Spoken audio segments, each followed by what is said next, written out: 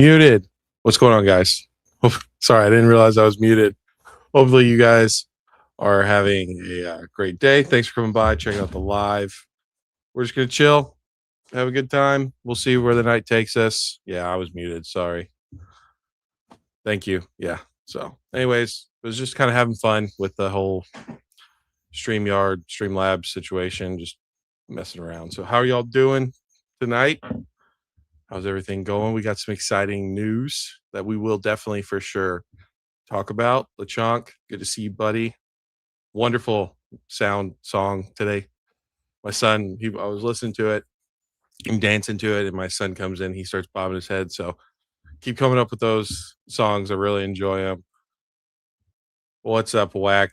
Good to see you as always. Yes, no broke face, big W stream. Absolutely. I'm actually going to stop making videos with my face on them. So what's up, Crazy? Good to see you, buddy. When are you going to come on live with me, or when are you going to come on with Pack Hype? Roxy Boxy, good to see you. Hopefully you're having a awesome weekend. We are definitely going to we're not going to take too long. We'll just give it a couple minutes before we take a look at the news, which most of you guys, I'm sure, are aware of the leaks and the starters for Series 3. But just some people don't know that these things are promos. Still, they look fantastic. Super excited. I woke up this morning and saw the news from Pokey Beach, and all through Twitter of these promo cards. Some of them are good. Some of them I'm not a huge fan of, but it should make it relatively affordable. So I'm very excited. It looks kind of like they're going to go better than, I mean, of course, we're still waiting on the artwork, but with the illustration rares, if we get any alt arts, SIRs, it's looking like they're kind of going generations, but better. So maybe a lot of the ancillary product that we're going to get is going to have some of those really good promos, like how we got them in generations. So I am excited. I'm not sold on 30th as far as a set yet, but the promos that they're doing and a lot of the art they're doing is very interesting, and I'm liking it so far. I'm definitely liking it. Yeah, crazy. Yeah, I know Pack Hype is. Excuse me. I know Pack Hype is starting a new live style. I don't know when he's planning on doing that, but it's going to be more of like heavy hitter style. People big and small. I think he's kind of trying to want to go with bigger people than even like people like me and stuff like that. So we'll see. But you're welcome anytime, especially if you want to come hop on to my personal lives. You're more than welcome to come anytime you want. Just let me know. No, I know that my lives tend to be a little bit later. So what's up, Lambo? 30th is definitely better than 25th. Yeah, for sure. It's definitely better than 25th. It'll probably be better than Generations, in my opinion. But is it going to be something that just keeps people opening up packs for years and years to come? I don't know. I don't think so. But we'll have to wait and see. They're going to slowly drip feed us this for sure until we get closer to the 30th, and we'll have an idea. But so far, again, we're going to take a look at the promos here in a minute. Appreciate the 5 of you guys that are hanging out. Again, Chonk, Crazy, Lambo, Roxy Boxy. Appreciate you guys coming by the live. We're just going to hang out, chill, see where the night takes us. But yeah, I mean, some of these promos are absolutely incredible that we're seeing so far, and it is cool that they are also doing those FUR Pikachu's as promos. So, at first, before I knew that they were going to be promos, I was like, "Oh crap!" This God pack, this God of God packs, is going to include you know 10 different FURs that are going to be in the set. Well, that's not necessarily the case. So we still got a lot to see, though. I believe there's 20, 25 more cards that we're still waiting are out of the 30, special cards that we're supposed to be getting. So there's a lot of information. Of course, I'll make videos if I find it necessary. I almost made a video today about the promos and stuff like that. I was like, yeah, I don't care that much. The Mew. What's up, Korean guy? Good to see you. Hopefully you're having a good day if you worked. Hopefully any of you guys that worked today, you guys had great days and you're close to being off at least a day here soon. So the Mew FUR is card 109. Is it? I thought it was 140 something. No. You're talking about, I guess we'll just do this. We'll do, I don't want to do the entire screen. Hold on, let's see. I don't care. I guess we'll just do this. All right. So it's 158 out of 128. Crazy. So I yeah, I don't know if that's the Jap, let's see, what's the Japanese? 135 out of 103. So yeah, I'm not really sure. Crazy where you got that information from, or unless I'm missing something. I could be missing something. But yeah. Korean guy, good to see you, of course. Um I think it's only going to be the three FURs. Yeah, I know that people were saying Mewtwo, Mew, and then the Pikachu, but the Pikachu is a Black Star promo. Like I said, we'll take a look at that here shortly. Umbreon is 110. Yeah, Umbreon's 110 as a promo, though, as a promo. Now, will they have those in the set? I don't know. I guess anything's possible. I don't think so with them being promos, but anything is possible. MUFU looks like Bubble Buddy from SpongeBob. It does. I don't know. How are you guys feeling about these FURs, especially the Mew? Again, I think they did a really fantastic job with the Mewtwo. Um, you can tell what it is. You can see the whole Pokemon. I think it's the best Mewtwo design that we've gotten in a while since pretty much Pokemon Go, in my opinion. But the Mew, I'm not feeling it at all. L content creator, need to upload more. Nah, I'm good, Pablo. I don't want to make just content for the sake of making content for sure. So this X article is wrong. Yeah, we'll go over that here in a minute. Man, yeah, the Umbreon and Espeon are amazing. I was at first, we didn't have the English version, and I saw the numbers. And I was like, crap, they're gonna put it in this set, which is gonna make the set insane, and it's gonna be very expensive cards, no matter what. Then I saw that they were Black Star promos, and I was like, yes, thank you, Pokemon. They're probably still gonna be expensive considering they are promos. It's going to depend. Are they going to be in the UPC? Are they going to be, like in a collection box where I saw Poke Beach and Poke Pablo did a live today. Go check out his channel. He's doing all kinds of crazy stuff. And actually it inspired me to get like one of these stream decks that will make my life a little bit easier.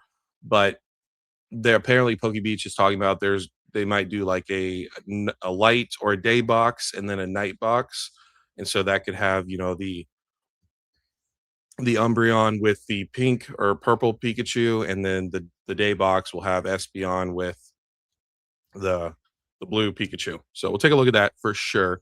But what I think is that these are going to be the Umbreon, Espeon, and probably the two Pikachu's as promos are probably going to be in the UPC because the UPC, from everything we know, is supposed to be $200. So that would make sense to have those, I think, really great promos in there instead of charging 120 or 150. UPCs are typically, I believe they're like 120 after taxes and shipping. So $70 extra, if as long as they don't include any additional packs, I think that that would justify the prices because I think even though I'm not a huge fan of the FURs, the Espeon and Umbreon are fantastic, fantastic cards. Gotta have them. They'll probably be, $50, maybe a little bit more, but eventually they'll cool off some. That I have to get those cards. Pika looks best. Interesting, for sure. Interesting.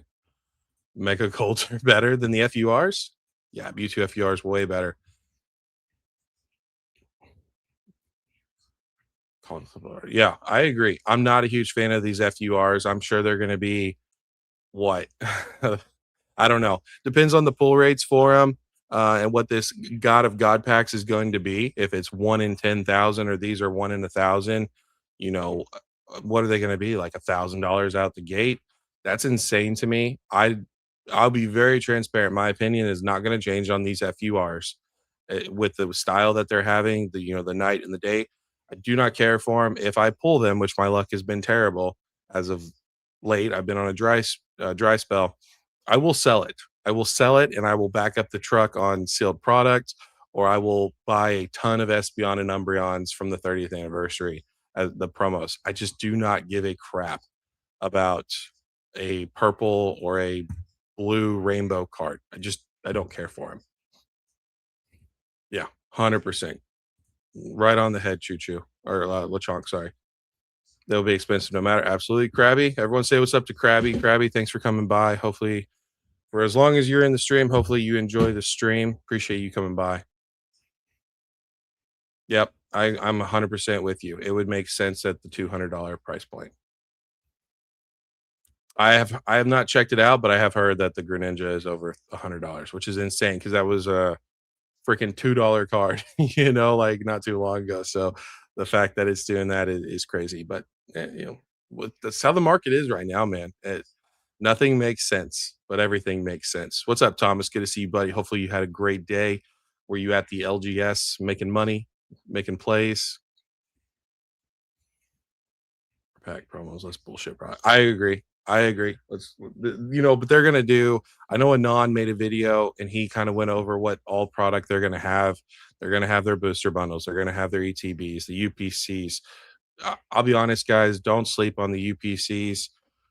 I'm not telling you to pay market for them, but again, depending on what you want to do, I think that, if we see something like we saw during the 25th anniversary, UPCs were not plentiful. There was not a ton of them, and that's why they're at the price points they're at. So you guys know I'm a big believer UPCs, SPCs long term. I think that they look awesome. And yeah, so my plan of attack is PC ETBs, a couple ETBs. At first, if I can get my hands on them, bundles obviously at some point. And other than that, I'll probably try to stack up on the Umbreon and Espeon, whatever collection box they throw them in. But yeah, Pokemon just gonna milk it as much as they can, as much product as they can, as much crap as they can. You guys know that's the name of the game. Hopefully they surprise us and you walk into Walmart on the Wednesday and there is a freaking row of shelves just filled with Pokemon products. So they do. They look like full arts. My daughter, we went to the card shop today. I bought some of these fake PSA slabs off Amazon. I think it was like $20 for 5 of them. And unfortunately, they don't. You have to glue them in the back for them to stay. So they have Dragon Shield guards that you can buy for like $8 at the card store. And my daughter wanted a Sprigatito full art. It was like a $2 card. That's exactly what I do like, though. I will say the nice touch behind these cards is the Pokeball. I think the Pokeball is a nice, subtle touch. Honestly, I feel like it would have looked better without all the other different energies if they would have just had the Pokemon and the Pokeball for sure. Um, but you know how it is, man. It's FUR, people are going to go crazy for it. I mean, the same color scheme. Okay, interesting. Stream Deck, definitely. Yeah, I'm looking on a Stream Deck. I looked on Amazon. There's Elgato's for 150, then there's other ones for 50 bucks. So I'm definitely gonna take my time and look into it. But it looked really cool what you were able to do. So big ups to you on the 2K. I know we celebrated that yesterday. If you guys are members of the channel, let's put foreheads in the chat for Pablo again. If you're not a part of the channel as a member, throw some turkey emojis up for celebrations of Pablo. But I can definitely tell that you're taking this more seriously and moving up with your equipment. So it inspired me to get a stream deck. Moving and grooving, yes, sir. Yep, best products. Yeah, the UPCs and then the Pokemon Center ETBs. So again, that's kind of where I'm going to focus on. But I'm not.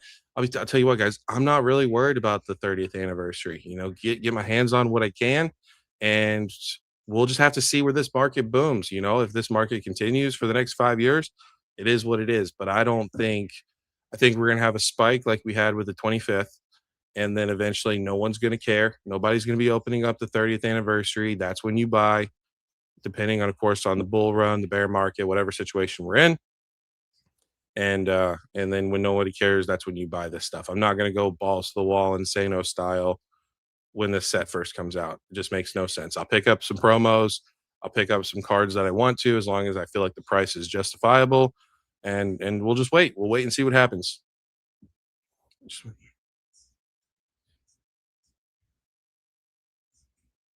Yeah, for sure. If the supply is terrible with these banger promos, like Krabby, I don't know when you came in. I assume you came in probably after we talked about this, but this is, excuse me, this is giving me 2020 or sorry, generation vibes where, the set looks better than generations and celebrations so far.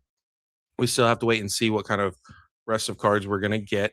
But the promos for generations were really good. You had the Pikachu with the Jolteon, kind of looking like it was about to murk some people. You had the Blastoise, you had the Venusaur, you had really good promos. You had the Charizard. I feel like they're kind of blending both worlds together to make a really good anniversary set. So hopefully, they've printed, and people are able to get their hands on it.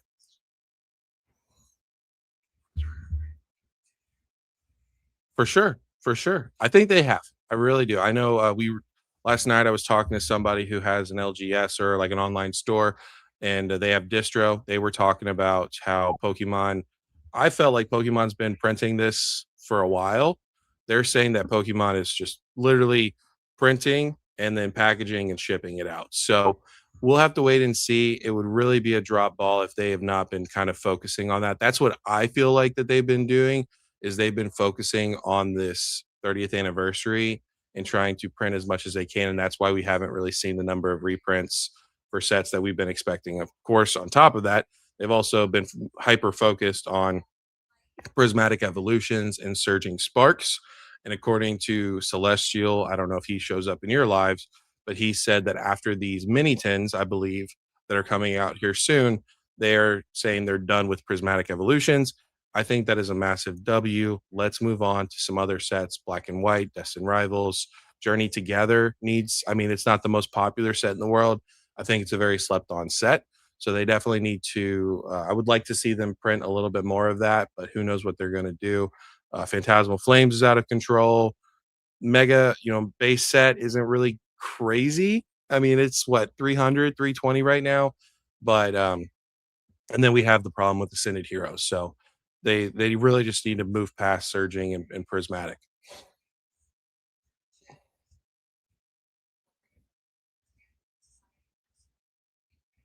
You think they will be printing? Yeah, I agree. I think, I think that a lot of these mega sets were supposed to be big sets, like we talked about last week and the week before, guys. You guys know, where, Chaos Rising and Perfect Order may have been a set together, or Chaos Rising and Pitch Black could have been a set together. I think that was their plan, but then they cut the sets in half to be able to go back at some point, as long as they want to. Again, there's a ton of things up in the air. We don't really know what Pokemon's doing, but with smaller sets, they're able to print two booster boxes to one booster box, or quadruple the booster bundles or ETBs or stuff like that. So I think that they did that on purpose. I think they made that change. So yeah, I feel that same way, Korean guy. I've said that multiple times. We'll wait and see. The next year is really going to be the true telling of what Pokemon's intentions are. And of course, they're not going to tell us. The people that sit there and say that Surging Sparks never got a reprint because Distro never came out and said it was a reprint, or Pokemon never announced that they were reprinting these sets. Pokemon is a very secretive company. They hardly ever tell us anything. So I just find it extremely goofy that people are dying on that hill and saying that. They've definitely have been reprinting sets. There's no way that they just took packs from ancillary products of Surging Sparks and Prismatic Evolutions and they just continue to pump this out. Like it's just ultimate goofy. Physically won't be able to find it. Hopefully you're able to. Hopefully you're able to. Like I said, we'll find out, you know, in a couple months. Hopefully, everyone is shocked and awed. It's still going to be a bloodbath. Be very careful. I'm not going to say what to do or what to have on you. Just make sure that you guys are taking, if you guys are going to go out on release day, please, please, please make sure you have a buddy with you. You have protection in case something happens. Unfortunately, I'm afraid that some bad things more than likely will probably happen with the 30th anniversary. Suey, good to see you. Appreciate you coming over, checking out the live. It's always good to see you. How are we feeling about the release? Release is going to be probably terrible. Honestly, it's going to depend on the product, right? It's going to depend on what they're releasing. They're doing a staggered release like they've done with a lot of their specialty sets. Ascended Heroes, prime example, Prismatic Evolutions. I don't know what we're going to get first. Booster bundles, 3 packs, ETBs. I don't know, but everything's not going to come out all at one time. I kind of hate that they're doing that. I wish everything would just come out at one time, but that's not how Pokemon's operating this right now. Hopefully, again, I'm going to say, hopefully they have printed a ton of this and people are shocked and awed. They're able to get their fill in a couple months or, a year, and then nobody gives a crap about this. And if you believe in anniversary sets long term and the history of how anniversary sets have performed, then you can load up however much you see fit. Yeah, I agree. They'll print it hard for sure. 100%. Good point. Even though it's calm down after a few months. Hopefully they will. I don't know about a few months. We'll have to wait and see because we have the Rayquaza set, which the Rayquaza set could take attention away from the 30th anniversary, depending on the rest of these cards that come out. What's inside this set? How great is this Mega Rayquaza SIR that we're getting? The gold card. There's a whole bunch of things that we have to wait and see. But for sure, I think within a year, people are going to be like, okay, I've had enough with this, and then that'll be the time. And also, it depends on the market too, right? If we're in a bear market till 2030, then do what you think is best. That's all I would say. Celestial, good to see you, buddy. Hopefully, you're having a great day. Like my wife with her niece. Yeah, it does. I don't know about you guys. Let me know. We talked about this a lot. Again, thanks to Krabby for coming over, checking out the live, subscribing. We're like 6 away from 600. But I feel like black and white is severely underprinted. People have tons of prismatic hoarded away, destined rivals hoarded away, all that fun stuff. But it doesn't seem like a lot of people have black and white, and I don't know where that product went. So I think black and white is the sleeper for sure. You guys know this.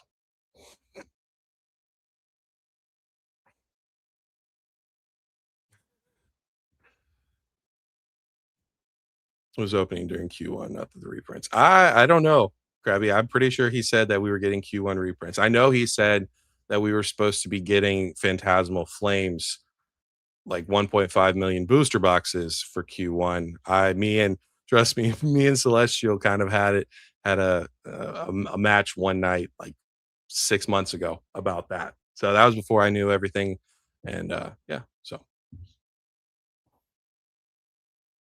sitting in the warehouse. I could see that happening. I really could see that happening where Pokemon is holding on to product. I really feel, and you guys know this, that Pokemon is doing some artificial scarcity. They want the 30th to be as hyped as humanly possible.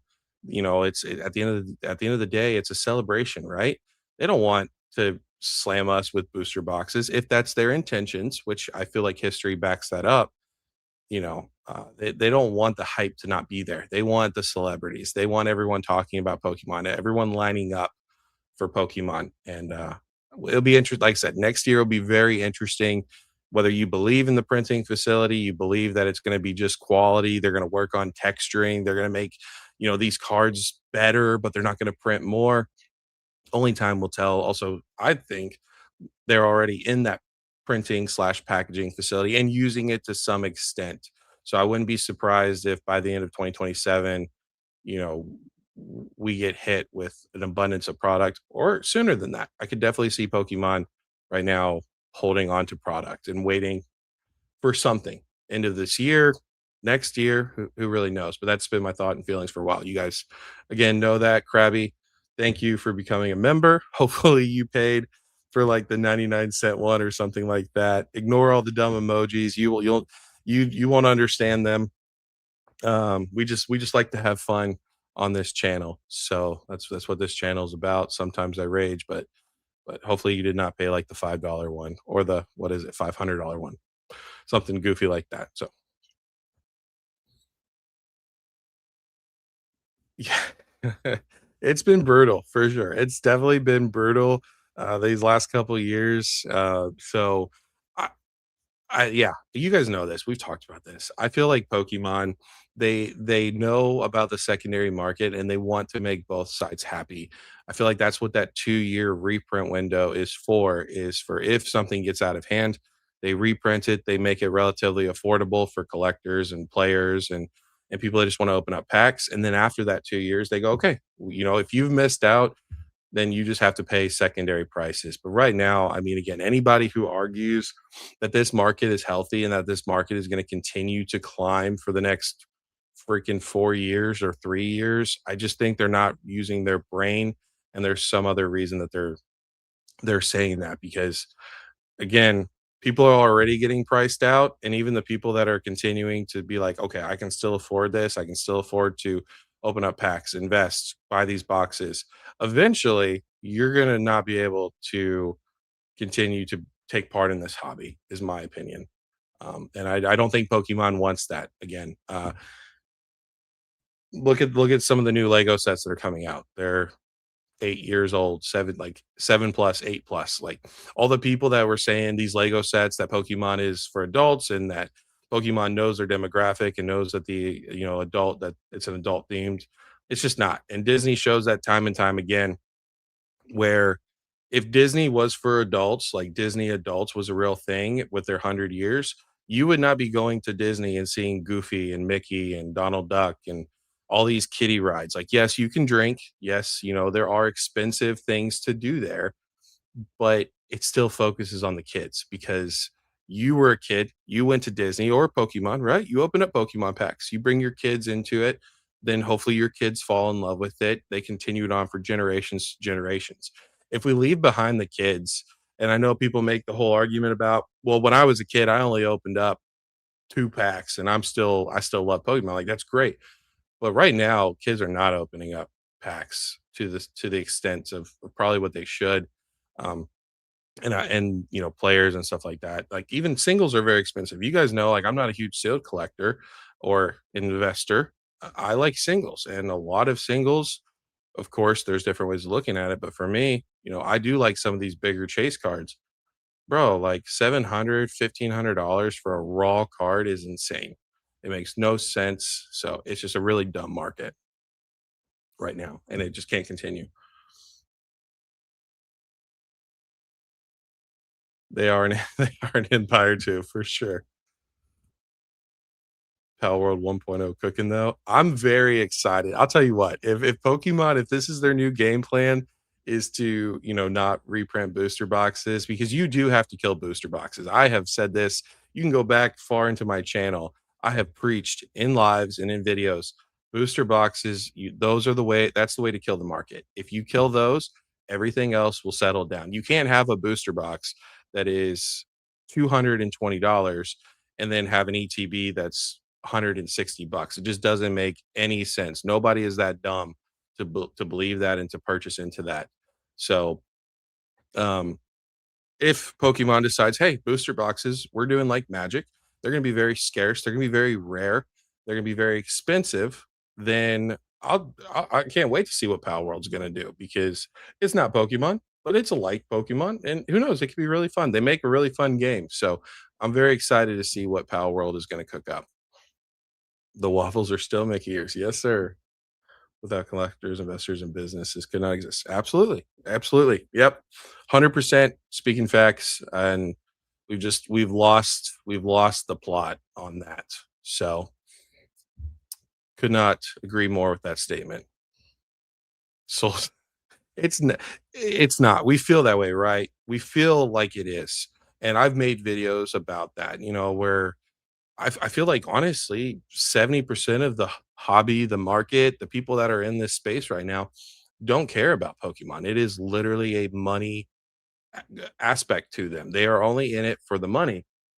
And I have gotten reminded that there are still LGSs that are, selling out there, having people that are loving opening up packs, not just because of the pulls and the money you can make from it, but they actually care about Pokemon. So who knows? I've talked about, are we going to have a third of the people leave? I still feel like it's like 50-50. But of course, every single bull market that we go through, every full cycle we go through, we will pick up people along the way. And I think that is what Pokemon is doing. They're preparing for the next bull run, the next hype cycle, to be able to feed demand in a more sustainable, healthy way. Krabby, appreciate you, my friend. Hopefully you have a great night as well.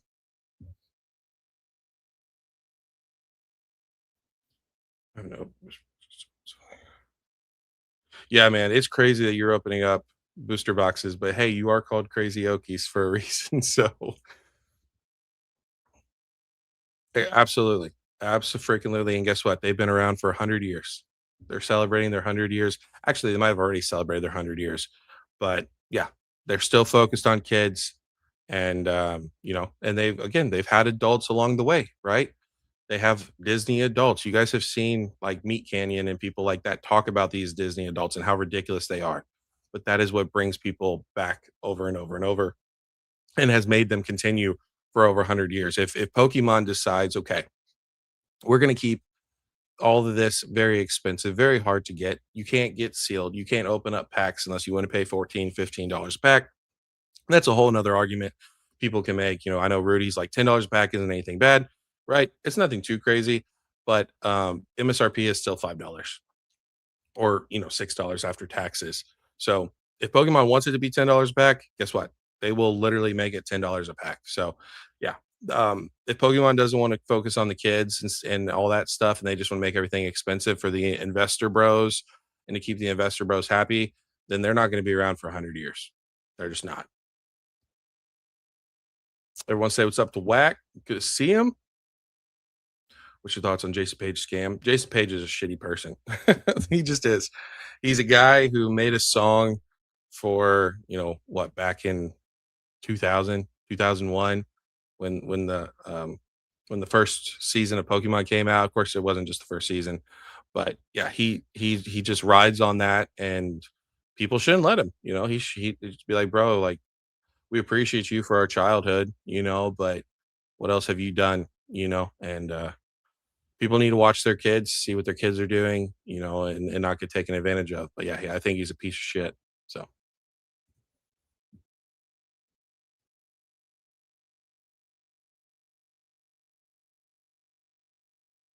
it's not everybody, Korean guy. It is not everybody, but but it is probably more people that are doing that, getting product at distro price. Again, $100 a booster box, charging 220, 250 right out of the gate. You are right. And again, I talked about this because people want to blame scalpers.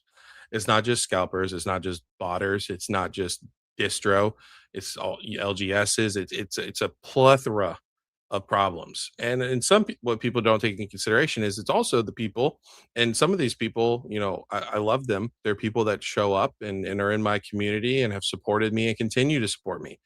but it is also people that support the secondary market, um, that are or that are part of the problem. You know, it's there's so many things that are going on. It's not just a one size fits all situation. Yep, I agree, Sui. And I've talked about this, and people are like, nah, there's more fans than ever. I'm like, are they true fans though? You know, like we've heard about Pokemon Japan where they're doing, you have to take a test. I don't know if they've implemented that or if they're going to implement it. But I've heard that that is what one of the options they've talked about. You know, I wonder if America did that, which America's never going to do that. But if they did do that, if you had to take a test, and not like you had to be super knowledgeable about Pokemon, but you couldn't just be an 11-year-old kid that knows that Pokemon is expensive. And, if they made the test where you have to be somewhat of a fan to pass it, I wonder how many people will be able to get their hands on at least Pokemon Center products. Not obviously your LGS's distro. They don't give a shit. They don't care who you are or what you know. But I've been saying for a while, like true fans are sitting on the sidelines. They are. I don't even know if they're in any other TCG because all TCGs are expensive. Your Disney Lorcana is expensive. Magic's expensive. One Piece is still expensive. There are Godzilla, Weiss, Flesh and Blood. I mean, a lot of these TCGs. We're not only in a Pokemon boom. We are in probably the craziest TCG boom that we have ever experienced. And of course, they said that during 2021 that this was the craziest bull market boom we've ever seen. And guess what? You know, depending on what Pokemon decides to do or Millennium Print Group, we could be saying that in depending on when this market slows down, like 2031 or something like that, you know? Wax back in the building. What's up, Whack? Yes, sir. Yeah, I saw you in there crazy. I felt bad for you. Jason's dang roach, 100% Lambo. Sure, it's not everyone I saw Danny Phantom do SRP, but everyone near me every car. Yeah, no, it's a lot of people. I would say it's probably 70% of LGS's online stores. They're charging market, or there's like, hey, the booster boxes or ETBs or booster box 220. I'll sell it to you for 210, or the ETBs are 90 on the secondary market. I'll do 80. You know, um, there's few and far between. So for me, like I said, it doesn't matter. I'm going to continue to support Danny Phantom. If I've got to pay, if the market's 180, I'm in he or not 180. Like, yeah, let's say it's 180. MSRP is 200. I will support Danny Phantom as long as he has the product. I'm not going to obviously go broke doing it, but I would definitely be there for him because he deserves that out of a lot of these people. And they blatantly say market only. Yes, sir. Yep, absolutely. Or they'll get you with the, hey, I'm like I said, 10% under market. Like it makes you feel like you're getting a deal. Just like, if you buy something from Amazon, right? Like now, I don't know about you guys, but where I live, they'll say, hey, we'll do next day delivery if you add 25 more dollars to your order. Well, you're like, well, dang, I can get it an extra day early or free shipping. If you spend an extra 50 bucks, you get free shipping.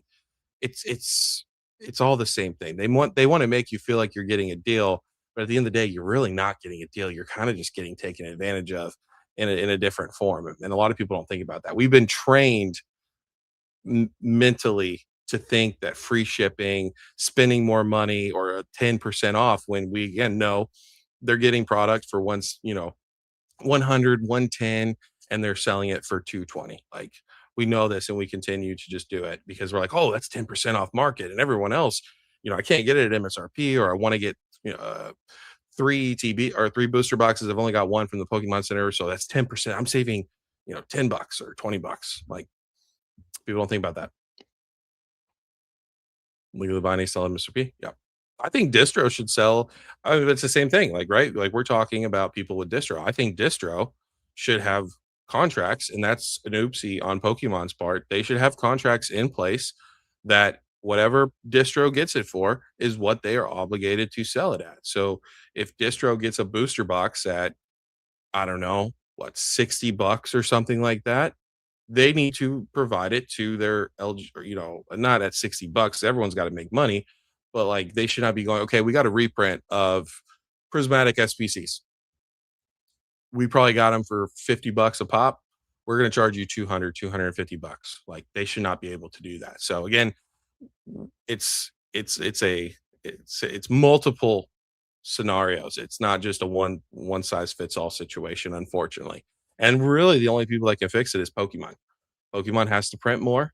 They have to find a way to print more, and when they do that, everything else will follow in place. And they need to protect themselves better, protect themselves, protect the customers, um, if they want to. Again, that's a big if. N64 here or there while she waits this out. Yeah, I'll be honest. I don't watch a ton of Kyra. She kind of lost me with the whole rip and ships, where I've made a video about it, so whatever. Like I'm not trying to bad mouth her. I'll just explain Sui because I don't think you probably saw the video. I didn't. I don't. I lost my respect for her when she was crapping on rip and ships multiple times. Going after nostalgianomics, going after whatnot people, and then she took place with she went to Ryan CTR's workshop, and she you know, um, participated in a rip and ship, and she literally, apparently she made a comment on Instagram about my video and said that she is allowed to like who she likes, and that her videos, that CTR does a lot for the community. Not saying CTR doesn't do a lot for the community, but pretty much she was cherry picking. She's saying it's okay for her to do certain things that she's against with certain people as long as she likes them, essentially. And I just didn't like that, so I lost respect for that. Hopefully you understand that. If not, it's okay. It is what it is. Only true fans know what generation introduced waifu mons. Yeah, for sure. I got an LGS near me over market. Yeah, they're over market, or right below, but a lot of them are at market. Allegedly, GT6 will be the first game to require ID being shown. Interesting.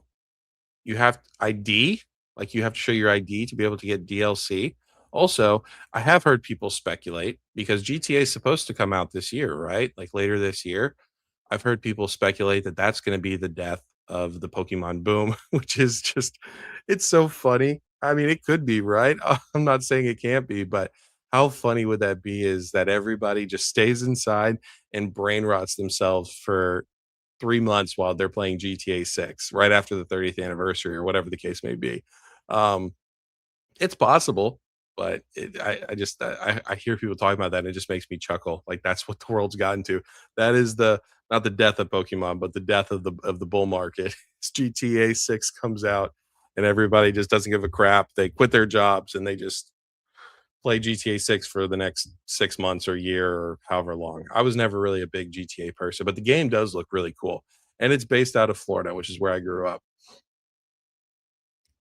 Why am I only like the only like guys? What the I have no idea what that means, crazy. I have no idea what you're trying to say. Yep. Yep, 100% Korean guy. I've made that argument as well. Um, but again, it's a double-edged sword too, because people with LGSs, people with distro, they will make the argument. It's a valid argument too, right? Um, that people want MSRP when product is very expensive, or not MSRP as far as like more than MSRP. But then when the product is less than MSRP, everybody doesn't want to pay MSRP. They want to pay secondary market prices, even if it's like an extra 20 or $30, or whatever. It could be $5. People are, if you have somebody with LGS or with distro or an online store, and the booster box is 180, but you could go on the secondary market and pay 170, a lot of people are going to pay 170 instead. So again, double-edged sword. I definitely get what you're saying though. My whole argument again towards Rudy is, if Pokemon wanted packs to be $10 a pack, they would be $10 a pack, like MSRP wise. So I just, again, that's a really rich guy who is out of touch with 90% of society, which is great for him. No hate towards him at all. He got lucky. He busted his butt. He was very intelligent. So, but a lot of rich people, they're like, "Oh, what's $1,000? $1,000 is $1,000." they wipe their ass with $1,000. Fucking pieces of shit. So they're never gonna do that, man. Greed is a powerful drug. It's a powerful drug for sure.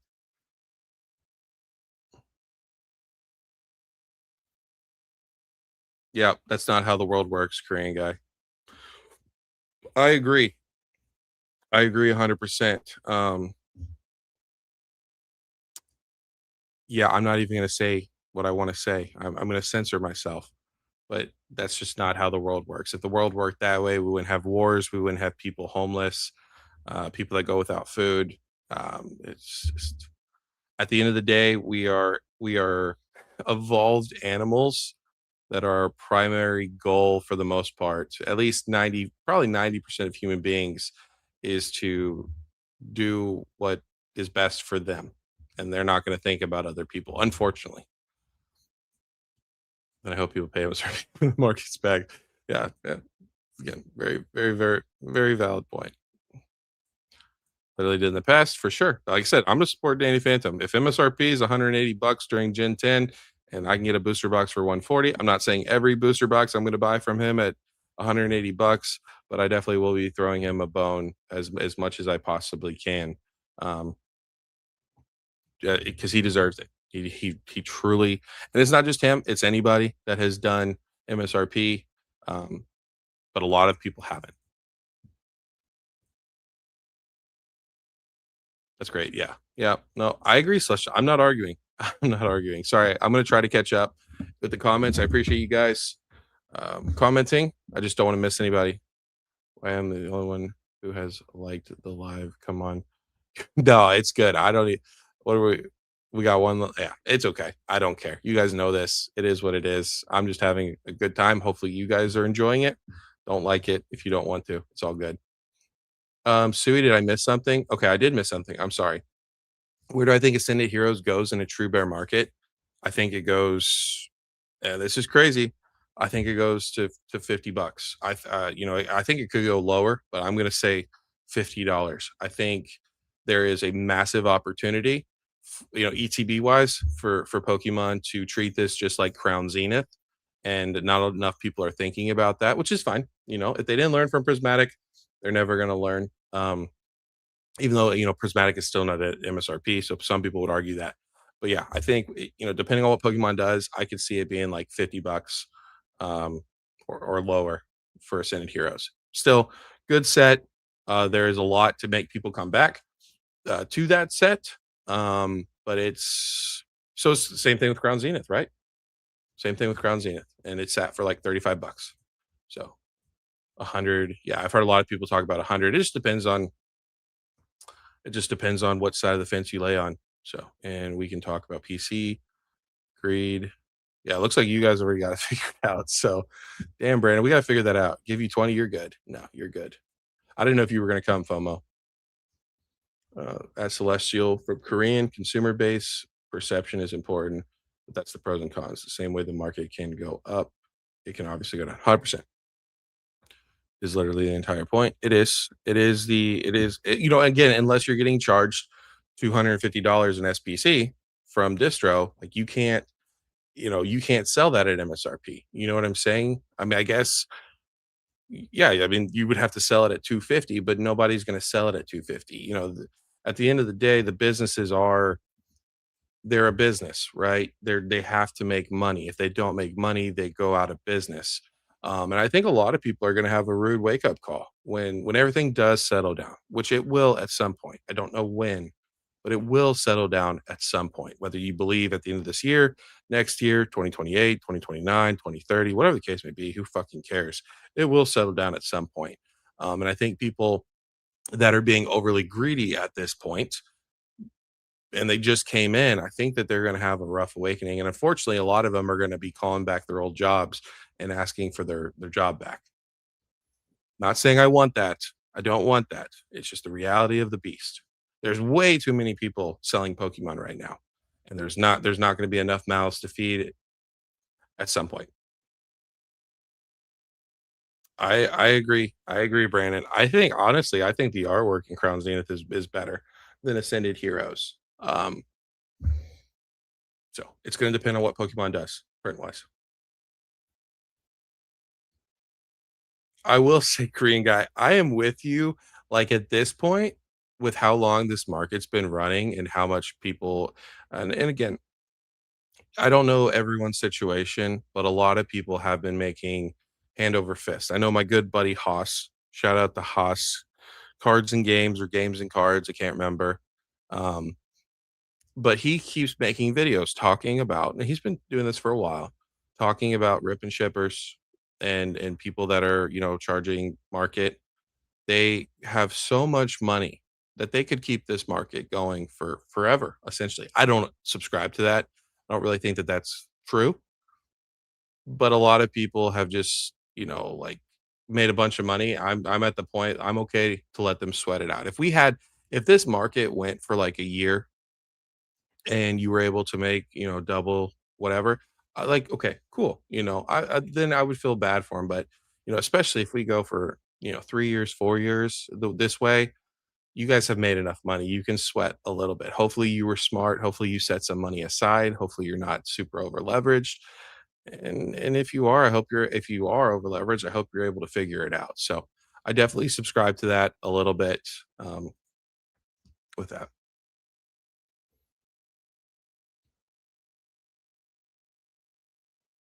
Yeah. Like I was a big fan of one of these LGSs. They're about 2 hours away from me, but they were for the longest time selling at MSRP. And I had messages with the owner and he was like, "Yeah, man, I'm just trying to do my best to, you know, make people happy and be fair to people." And he's quickly gone back on that. He no longer does that. He just dropped finally, after probably 6 months on his online store, he finally provided product, and all of it was like $5 under market. So it's just unfortunate, even the best people with the best intentions, they eventually get blinded by greed. He has taken on more debt, more leverage. He moved his first store into a Walmart that closed down. It's got a loft where people can sit. It's got multiple TVs, a huge game room for all kinds of TCGs to be played. But it's not something he needed to do. And so I guess maybe people could say, oh well, now his rent's more expensive or whatever the case may be. Sure, it is what it is, but it's not something that you have to do. So again, I no longer support him, and I will not support him at that point. Yeah, art is subjective for sure, Brandon. Me and you know that, buddy. That's not a fair comparison. Crown Zenith to Senate Heroes. Crown Zenith is superior to Senate Heroes because it just has too many hits, chase cards. It's got multiple chase cards for a person, let alone an entire community. So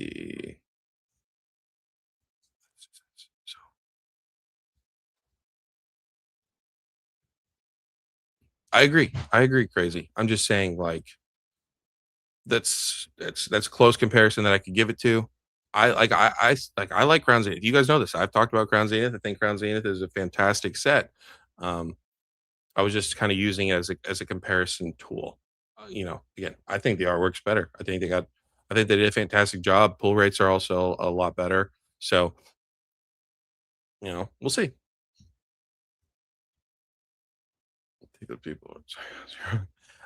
Yeah, I mean, Brandon, the market is doing what the market's doing for a multitude of reasons. Distro, scalpers, botters, resellers, LGSs, online stores, it's a multitude of people, but also those people that are paying secondary market. And again, I think you might have missed it. We talked about it not too long ago, but I'll just paraphrase. You guys know there are people that are in my community that support me, that I love them. They support the secondary market, and that's their choice. I'm not gonna uh, hate them because they support the secondary market. But at the end of the day, they are deciding to contribute to the problem one way or the other. Now, they're not buying every single day from secondary market, so you could say it's the lesser of two evils, right? But at the end of the day, you're still um, providing. But also, you could argue that we are doing that as well. If you have bought any Pokemon sealed, raw, graded, anything over the last, what, 2 years? And until this bull run ends, you could technically argue the fact that you are contributing to the problem. you know? So it's tit for tat, I guess. Yep, he can choose that 100%. 100%. So, and again, like I told him, I was like, "Hey, man, I respect you for doing what you're doing with MSRP, providing both to your community as well as your online, online people." And he stopped providing to his online people, and then he's not doing MSRP anymore. So, I told him I was like, during the bear market, bro, I'm gonna load up with you, like, because he's been really cool with me, or he was really cool with me. And I'm just like, nah, like, I'm not gonna support you anymore. I've been buying. I just don't pay market prices. Yeah, for sure. I mean, like I said, technically, somebody could argue with me that because I took my kids to the card store today and I paid $2 for a Sprigatito full art for my daughter, and then I paid $8 for Vivid Voltage um, Chunkachew, that I am contributing to the problem as well. You just, again, you have to look at it from both sides, But at the end of the day, let's be honest. Everyone's got an asshole, just like everyone's got an opinion. They can argue depending on their side to make them feel better. We can argue on our side to make us feel better. At the end of the day, we're not accomplishing anything, you know. Um, so I'm trying to be more rational with my thought process. Yeah, you're right, 100%. And that's why like I said, I like Pack Hype. Me and him I feel like we have great lives, even though he does way better with his own personal life than he does with our live. But when he said that people were saying that the reason that, people are getting broken into, is because of money, and he doesn't subscribe to that. And again, I'm not talking shit about him. So I'm gonna be careful with what I say, because me and him, I consider him, a friend to an extent. We don't talk all the time, but we definitely have conversations, and I like him. Um, I told him, I'm like, that's not true. Like, the reason we are having these problems is because people can now make money from them. And so you can go to an LGS at night, or in the middle of the day, and hold them at gunpoint. And now, instead of walking out with $5,000 of product and graded cards, you're now walking out with 20,000, $100,000. We didn't have this problem years ago. Like, you did have people that were still breaking in, but a lot of the time they were crackheads, meth heads, people that were messed up. They probably didn't even know what they were doing. They just were like seeing a ghost and they decided to throw a brick at it, and then they saw a bunch of ghosts and they were trying to collect them all like they're Ghostbusters. Again, when you have money, it brings the worst out of people, and then also brings the worst people into it, and that's what we're currently seeing. And we are experiencing, good people that are coming in. There are definitely people that have been in Pokemon for a long time. They're passionate about Pokemon, and they got inspired for one way. And I'm not talking about myself. Do not think I'm talking about myself. I am not. But they got inspired to start making content, and because of that, they are now a part of your all's communities. They are a part of um, they're a part of other people's communities, um, and hopefully they continue. Hopefully they continue to do that and be here for you guys, or for your favorite content creators, or whatever the case may be, for years and years to come.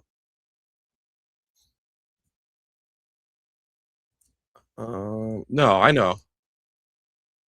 Yeah. No, I'm just saying, like, I'm sure somebody, if somebody watched this and they bought from secondary all of the time, and their argument wasn't, "Hey, you're a fucking idiot because I'm making a crap ton of money over here." They could be like, "Well, hey, have you bought anything, graded?" Just like I had somebody, I can't remember who it was. I think it was Pokebonks. At some point, I don't know what happened with me and him, but he pops in every now and then. We're fine. But he said, because I bought like some of these PSA cards, they're probably going to be blurred out, but you guys know, like, me, like the Mars Shadow, and my Korean Team Rockets Moltres, that even though I didn't buy them from PSA, I bought them off eBay, that I was still contributing to the PSA problem. So again, valid point. Make that argument. Sure, no problem. There's a point when paying for convenience is understandable. But once 2 to 4x MSRP came out last week, that surpasses the realm of reasonability. That's greed. 100%. Or stupidity. Greed or stupidity. One of those points.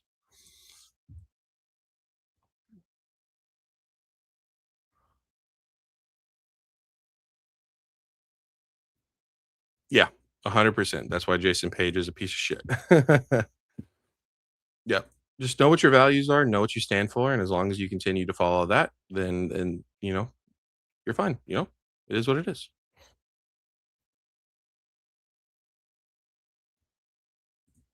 What's up, Chew? Good to see you. You do buy secondary quite often. Yeah, Celestial, do you buy secondary for your online store, or do you buy secondary for your own personal collection? Because you could even make the argument behind that you are almost forced to buy secondary for your store.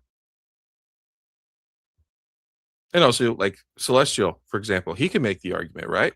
Well, he buys from the secondary market when things are below MSRP because it's the best deal. There's all, it's just, again, it just depends on. And as far as, with Korean, where he was saying, you know, some people can make good arguments. Some people, if they're going to argue 2 to 4x MSRP when a set just comes out, that's stupid and it doesn't make any sense. Some people are stupid, and to them it does make sense. Doesn't mean you have to agree with it. Doesn't mean you have to like it. Um, it's the world that we live in. Like I said, with social media, anybody, and it's funny because now people are starting to want to gatekeep these newer content creators that are coming into the YouTube space with Pokemon because they're just remaking, regurging the same content. Um, like anybody can pick up a camera and give either their own opinion, their own personal opinion, or just regurg shit. And then that's just how social media has made things. It's super accessible. You even got 6 year olds that are doing it. So Marshadow, those are great cards. Yes, sir. I appreciate it. My goal is Brandon, I'll have to send you some pictures, but I guess I'll show you guys this. This is one of the cards I ordered. We talked about this yesterday. I ordered two Alakazam Chinese from 151, one for my daughter, and then another one for me. But I got this, the Mega Latias from I don't know which set. It's Mega Evolution's base. It's either Symphonia or Brave, I believe. I might be wrong. I might look like an idiot, but I picked this up in Japanese and I put it in like a fake PSA slab with a graded guard, just because I think it looks really cool. And so that's what I'm starting to do it with some of these bigger cards that I like a lot. But I have that Marshadow. I'm going to do the same thing. Of course, all I have to do is buy a graded guard style for that one, and then I'm going to do one with the Team Rocket Moltres as well. But those are not graded guards. Those are just cheap Dragon Shield things. They were like $8, but it's cool. It's another fun thing to do with your collection. Yeah, and don't forget, guys, that Marshadow. It's got a Pikachu at the bottom of it. So how many it is? 100%, 100%. I'm right with you. And Celestial says he does it for both. So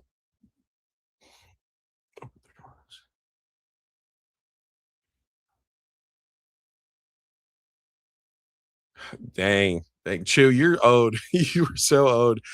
Guys, if you don't know, like I said, I talked to Chew quite a bit on the weeks on the weekdays, but where Chew lives, I'm not gonna say where he lives, but people are pulling God packs at a relatively consistent good rate. Chew is definitely owed a God pack at this point for how much he's opened. Post them in the. Oh, you did? Okay, cool. I'll have to check that out. You must have just posted that not too long ago. So people do that. Yeah, I'm right there with you. I actually like the Gladius era. Yeah, it's a really cool card. Really like it. I want the one from Surging Sparks. Yeah, I'm just not pulling the trigger. It's expensive in every excuse me, in every language. It's like Korean, it's 130. Japanese, I think it's like 170.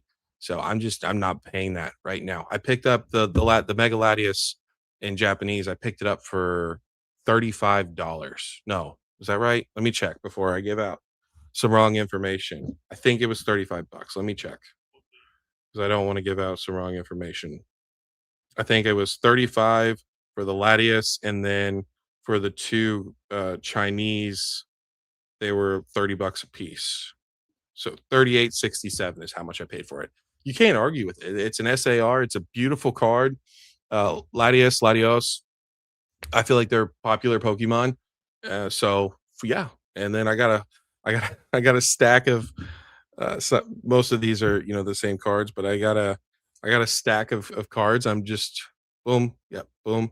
I'm probably just gonna buy some more of those fake graded slabs and just slowly fill them up with the fake slabs and then the bumper guards. So I got enough sealed to trade. Yeah, he does. Chew, has Pack Hype reached out to you? Yeah. Chew pulled the for Alligator Metagross, and then I sold him my Mega Scrafty, and he may be picking up the Mega Dragonite here soon if him and Pack Hype can work out a deal if they even do that. FOMO, appreciate that, my friend. Yeah, don't feel like you guys have to like the lives if you guys don't want to. Hopefully, at least you enjoy the live. I don't know why you'd be here if you don't enjoy it. But hopefully you enjoy it. That's enough for me. I don't need a bunch of likes. So dang, that sucks.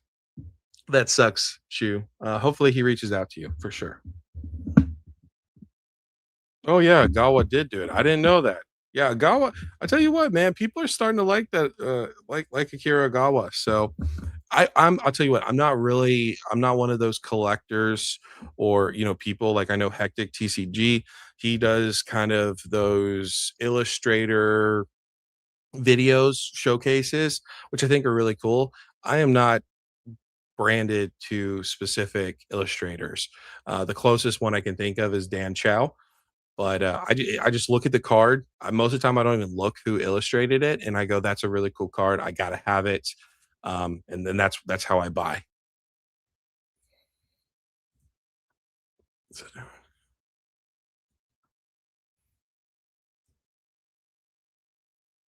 No, I agree. I agree. I'm not arguing with that Korean at all. I don't want you to think that. Um, yes, I have learned, trust me, I have given I know you're relatively new to this channel. I have given my opinion a ton of times, and I still continue to give my opinion. And every time I open up my mouth and I say something, I am open to being criticized, whether it is right or wrong. And that's just how it is. That's how the world is. So, yes, if you give your opinion, if you're not a mute or a monk or a nun, then you are open to criticism for sure. And I agree with you. I'm on your side. I'm not against you. I am 100% with you. I am just trying to, I don't know, like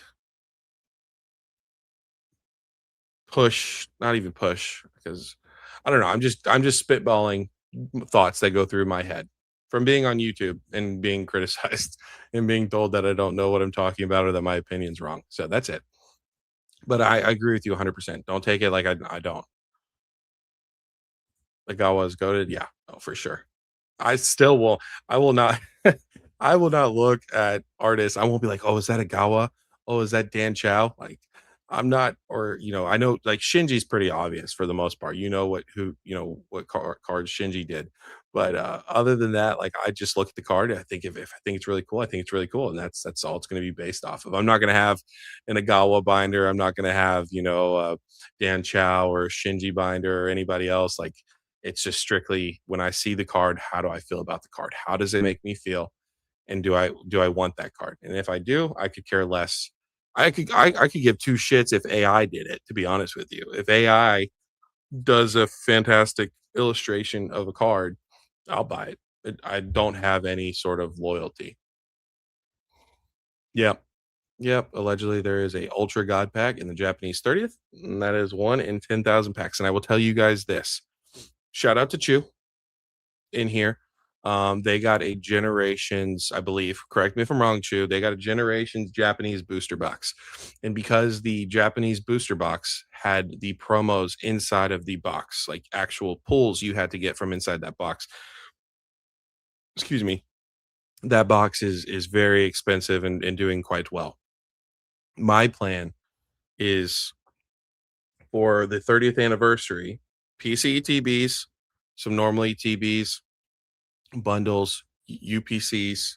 Of course, it's going to depend. I'm not going to go gung ho, balls to the wall, but I will definitely be picking up a couple of the Japanese booster boxes for the 30th anniversary, especially um, if some of these promos we get in English are inside of the actual set in the guts of the Japanese booster box. Oh, Agawa does? It's so weird because I thought Pokemon has control over, like, they don't let their artists. I know some artists, they do, like, some magic. They have done magic in the past, but it's very interesting that Pokemon would allow those artists to go over to other TCGs. Was trying to find the link I saw on, but I can't find it in my history. No, you're good. Yeah, a non-TCG talked about it.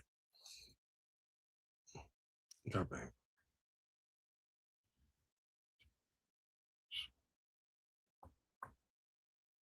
Interesting. Very interesting. Start weighing those, booster bundles. Yeah, you did tell me about the pin collection too. Play devil advocate. Yep, 100%.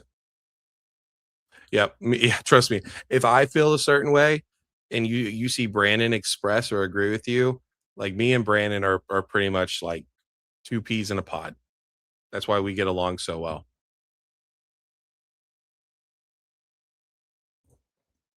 I have not yet. No, I need to. I can't find the link, so, I'll try to find the link on Twitter.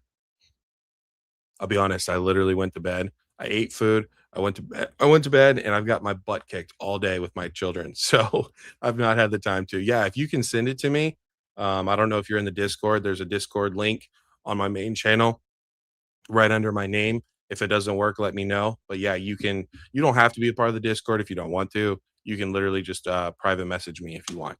Um, I feel like those promos are going to be a part of the UPC recipe. Great, great, 100%. I think that's what the $200.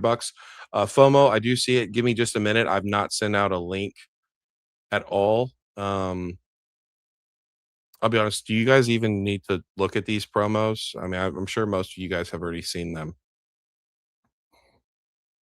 Give me the boxes, pictures of the box with promos. Yeah, no, I know that like I was gonna say if the Espeon and Umbreon are inside the box, but then I saw they had a separate like deck, so we'll see. Yeah, I guess we'll look at these real quick, just so I'm giving you guys some information. Normally we do, but you guys have been on fire with the comments today. Again, really great conversation piece that we've had the last 2 days, whether about politics or whatever. So let me make this a little bit bigger for you guys to see. Absolute gems of promos, 100%. So this is one of the Pikachus we are getting. Now this is the Japanese. You guys I know have already seen this where these are our Black Star promos. We don't know where we're going to get them. Again, I feel like we're going to get them in the UPC. We'll find out at some point. But yeah, actually, crazy. You're right. I do actually kind of dig this Pikachu um, over the Mew, especially. Mewtwo. Well, the Mewtwo's not even in that color. I definitely do like this Pikachu, though. I feel like the it's a lot better. I hate this Pikachu. I don't know why. I guess maybe it's just because of the purple, but I absolutely hate that card, so don't care anything about that. And then, ladies and gentlemen, we have 2 of the best promos I think we've ever freaking gotten, in my opinion. Of course, it can be argued, but, absolutely beautiful. I don't know how people are not gonna have a full binder page of these 2. You don't even have to be an Evolution fan to love the artwork in these cards. They went above and beyond, and I hope that this is what we're going to see from more promos. Just amazing artwork. But you got other different Pokemon. I love the 30th in the sky with the clouds. You got Victini over here. You know, you have Eevee, you have Meryl, Kangaskhan, Tropius flying, just absolutely freaking beautiful. And then you have Umbreon, and I am an Umbreon fan. Um, just you got Zorark, Zorua, Mewtwo, you got Hydreigon, Cresselia. My Cresselia finally is getting some love. Toxtricity, Zeraora, just incredible, incredible. And then 30th in Fireworks. So just I don't know how it can get any better than that, honestly. But I hope that this is just signs of more incredible promos to come. And if not, then you can't complain. You cannot complain. At least they're Black Star promos and not in the set. Because holy schmoly, if those were in the set, we would be absolutely freaking cooked more than we already are. Absolutely, Jim's promos. Don't care for the Pikachu's. Yeah, I like the blue Pikachu. Don't care for the purple one. Um, that shit's blinding.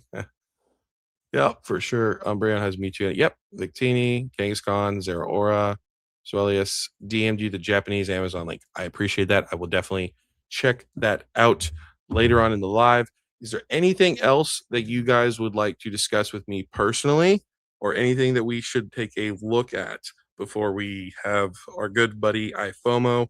I do want to get him on relatively soon because I know that his time is important to him.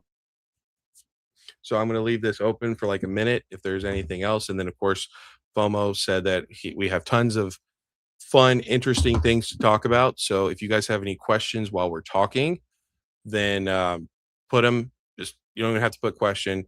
Just put it in the comments in the live, and I will address them as quickly as I possibly can. Stellar Crown. What do you want to take a look at, Brandon? Just the booster box, or you want to take a look at the ETBs? What are you want to take a look at the Terapagos? What are you kind of trying to take a look at here? I guess we'll just pop this up. So we have booster box. Holy schmoly.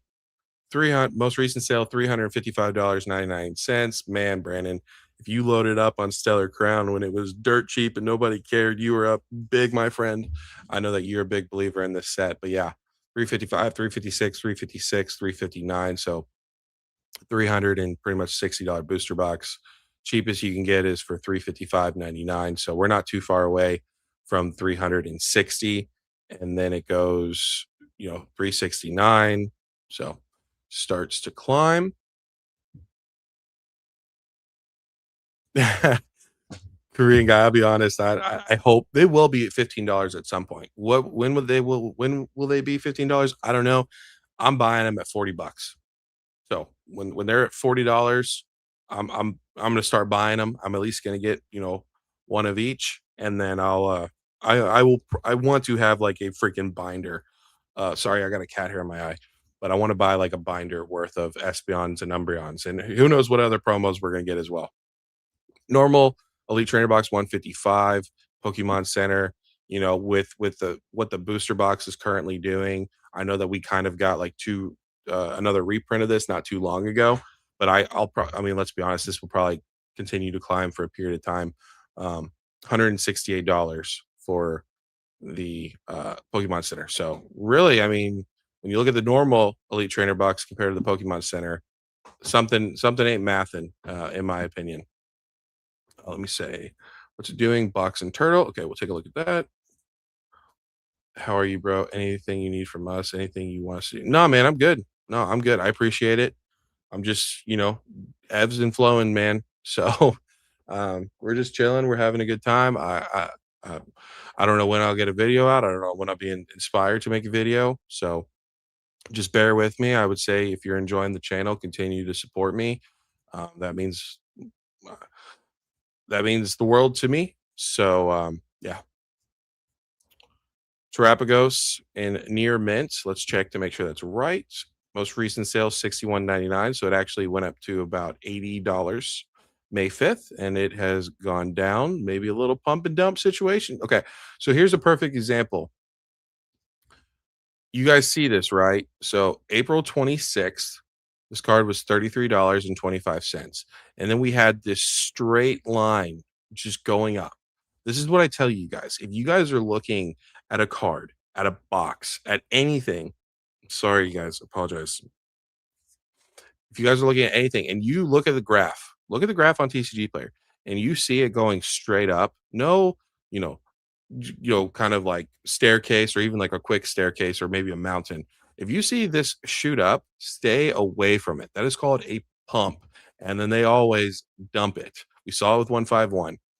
But anyways, $80 down to $63.65. Most recent sale is $61.99. You guys can see that there. Um Squirtle. See, this is 3 months. This is, that looks normal. This is a little weird for it to be 121 to 135, but nothing like the Terapagos. where you just see that massive buildup. No, I mean, even then you see the massive buildup as well. So just straight line going straight up was 119 all the way to 135, $20 increase, but it hasn't really corrected too hard. Um, but yeah, I mean, I don't really care for the Squirtle to be honest with you. I know some people do though. Let's look at the 1 month. Pretty normal besides this quick little jump from 129 to 133, but you're looking at like $3. So nothing much. And then it dropped down to a dollar. Most recent sales 102.76. No, that's wrong. I don't know why it has that. 138, 146, 128, 139. So these other two cards are looking quite normal. Doc Spun, surprising. I really like this card, but surprising to see it in the third slot. Nothing really too goofy. I don't know what made it. It only corrected $3. I mean, looks healthy to me. A little goofy, but I really like that card. So, Stellar Crown, um, looking pretty good. Looking pretty good. I got one Stellar Crown PCB from the random drop for Pokemon Center. Well, yeah, I missed out on that one. Unfortunately, I was doing yard work, so it was so random. It was. Yep, the Ice ETB might be okay. Might be a play. Sleeper box, 20 different. Yeah, $20 difference. It's crazy. Yeah, 100% support that card, but it was pumped for sure. Squirrel was healthy, bulb healthy, crazy that IR is more expensive. 100%. Remember when everyone said don't buy Phantasm Zard for 450, 500 in November, December because it was pumped by hype? If I didn't pull it, I'd be screwed because it's 900 now. Yep, for sure. Right now it is. Will it be that way in a year, 2 years? I don't know. I don't know. Only time will tell. Only time will tell. I will say this, and Korean guy, again, don't take this the wrong way. Seems like you've been around for a very long time. If you have been around for a very long time, you know that your most expensive cards when they first came out were roughly like 200.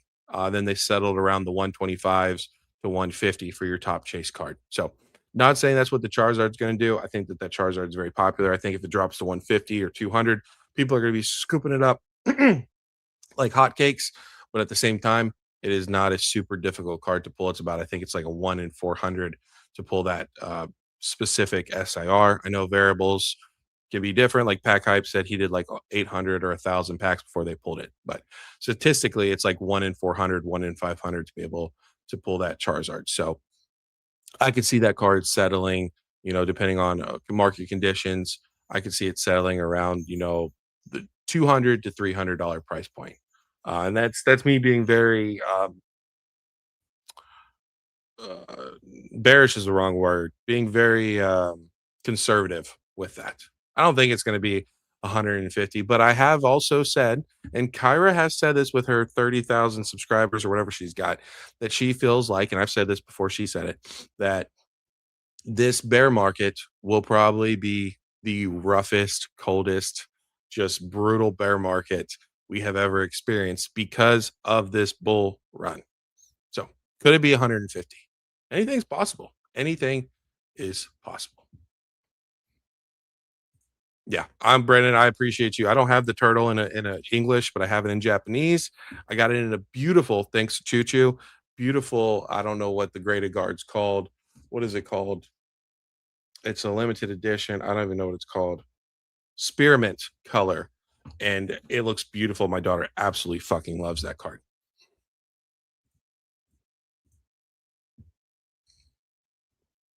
I mean, in terms of longevity, I agree, but people who want the card, yeah, yeah, for sure. If you wanted it, that was a time to buy it. That's why I made a video literally talking about if there's something you want, sealed, singles, the sooner is probably the better. As long as you understand you're taking a gamble with that. The needle swing back just as hard. Yep, for sure. I don't think it will. Yeah, crazy. I know. It seems like sorry. It seems like that's where me and you disagree. You don't think that we will see anything close to the points that we saw before. Um and that's fine. You're entitled to your opinion and we'll see. And I can tell you what, if I'm right, I'm not going to tell you that I was right and that you're an idiot. That's for sure. I love you. So, we'll see. Yep, I agree 100% Korean guy. But you know what? I would rather get it if the bottom is 200, I would rather get it at 200 than paying $900 for it or for $450. Of course, it's a generational card. I think it'll do extremely well long term, probably be thousands of dollars at some point. Um, but I'm in no rush. I am in no rush at all. Buy the dip, absolutely FOMO. Buy within your price range, 100%. Don't take on debt. Don't take on leverage. I'm against all of that. Everything that I have, there is no debt. There is no leverage. If it goes to zero, I'm still going to enjoy it. I don't give a shit. Not a lot of people can say that.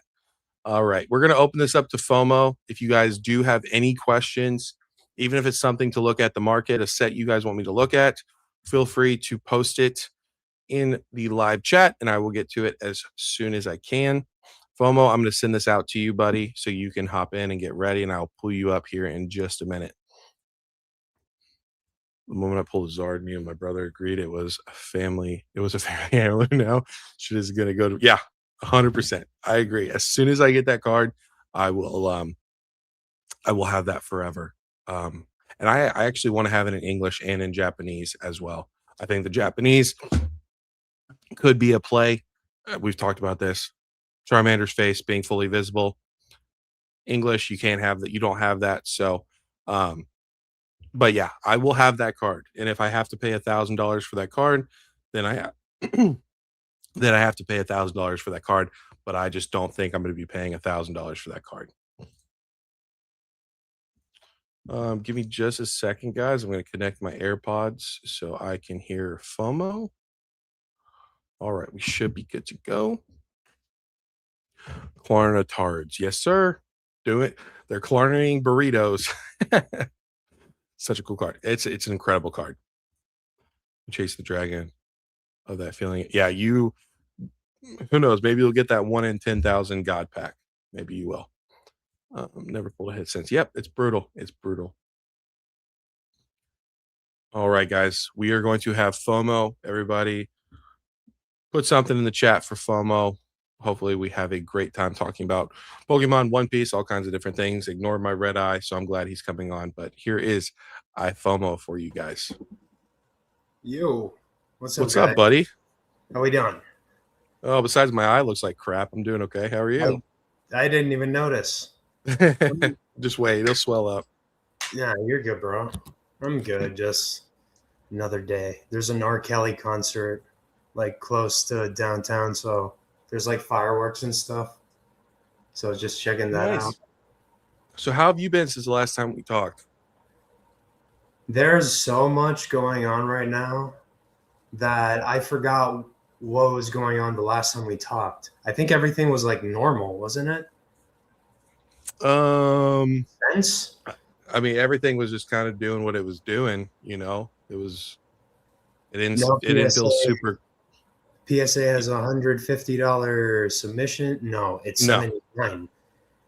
Sorry, I'm doing $150 submission here now per card because of what PSA has done to me. Basically, they forced my hand to pay more and to up my game in order to submit higher tier cards. So they've really helped me out, to be honest. And that's how so? Because now I'm forced to send cards with more capital in them, and those actually have bigger margins. Okay. So what used to be 3x is now more like 4x. And I'm sending less, so the actual submission per card is it's not cheaper. What is it? I mean, because it's in the express tier, it takes a month, allegedly. Yeah. So yeah, until they, you know, your month is up and they're still in receiving, you know what I'm saying? Yeah, trust me. And then I'll move on to just buying the slab in a PSA 10. Yeah, exactly. But I'm having this whole like moral dilemma, because I have all this inventory and it's been nerve-wracking to think whether I should sell it or not, because I'm a flipper, you know? It's just churn and burn. But at this point in time, the tables have shifted to the point that the inventory that I have, I know it's going to go up. So I'm like, I could just do nothing and be fine. It's just that This is why you do not leverage. I over leveraged. Now I owe $10,000 to the credit card companies, so I have to sell something in order to recoup Yeah. that money. Yeah. Uh, so I'm currently selling some one piece slabs just in order to recoup the 10,000, and then I'm gonna hold the rest of the inventory for now and see what happens. But literally, as we speak, someone bought out some of the cards that are on eBay, like the Nami First Edition PSA 10s. So now Hmm. that card has gone from 1,600 to 2,000. So Yeah. I'm like, That's what I was about to ask you but go ahead. this is where things get tough, right? Because usually people always say, "Man, I sold too early. Man, I sold too early," because Hmm. their stuff 2x's, they get jittery, and then they pull the trigger. So I'm in the let's be patient, let's wait it out. I've had a bunch of PSA 10 Pokemon cards from like XY and Sun and Moon in my closet for the last like year and a half, and it's gone Yeah. through a boom and bust. So I don't see any problem waiting out another boom and bust, see what happens if need be. It's Yeah. like So do you go ahead? it's like I'm a little more susceptible to longer term plays, but not really long term because I don't want to wait longer than 5 years to hold this stuff. I don't think you'll have to. I don't, even if, I mean, it seems like the bull bear markets are about what, 3 years now, pretty much, because we had one in 2021, Mm-hmm. where things kind of settled down. No, they didn't settle down until like what, 2022, and Bro, then 2023, I think, and actually it was the end of 2022. It was November because I got okay, screwed.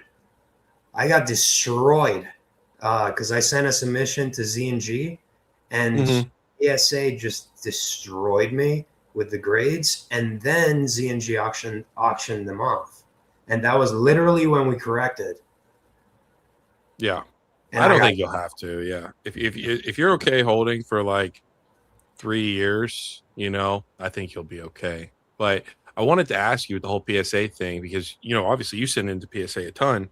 Do yeah. you think that it's going to make the PSA, especially like PSA 10s, PSA 9s, do you think it's going to make them more expensive while people are having to pay more for their grading? Also, like the cards that are currently in existence, do you think that that's because a lot of people aren't just going to send to PSA at this point? They're not going to send their $5 EX cards or maybe their $5 one piece cards anymore, where they were, when it was what, 20, $30, and they could make a 5x return on it. And then also, so it's a double-edged question. Also, do you think that we may see a dip in the raw singles because then so many people aren't grading as much the silly goofy cards, like the lower tier value cards, that they're just going to kind of flood the market. They're just going to move off of them if they want to. That's interesting. Um, they're gonna try. To answer the first question, sellers are going to try to pull that off, and Hmm. it's ultimately up to the buyer whether they're going to accept that Yeah. as a norm, because we all know this is short term. Like this is going to last as long as probably December of this year to probably maybe mid next year at most. Um, I don't think the market is willing to accept those higher prices unless they have no choice. But really, we're at the point where things are gonna happen within the next like 8 months. That really, in my opinion, it's not gonna be lasting enough for it to actually be a new market norm. I don't think PSA nines might go up a little bit, but I mean the $79 price tag. What is it gonna go up? Like $20? I don't even think that's it would have to be a very popular card like a Charizard. It depends on liquidity and Yeah. popularity and all those Yeah. things.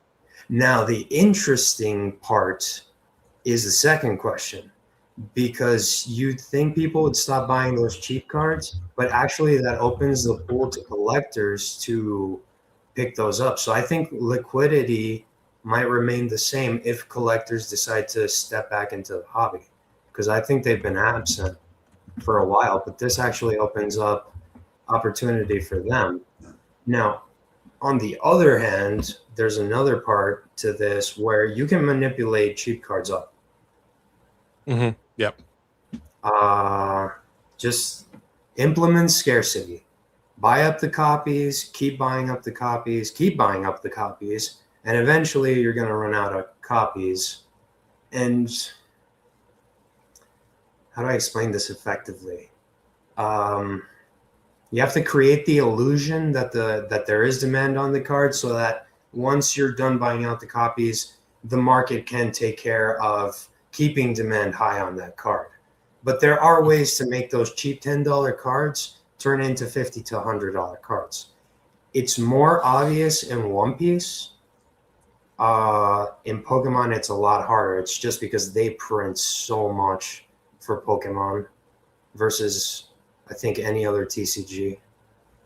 Yeah. So these, especially One Piece, Lorcana, Union Arena, all these newer, smaller TCGs, they're really small. So when you get a lot of demand from like Pokemon, it just destroys the prices on those cards. Just like you saw in Lorcana, where we have certain cards selling for like $3,000, like the Buzz Lightyear.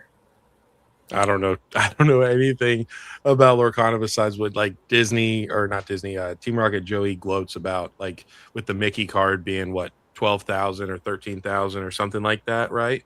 And it went Bro, to $1,000 last year. there wasn't any card that was like $1,000 that I could think of, unless it was some sort of trophy card.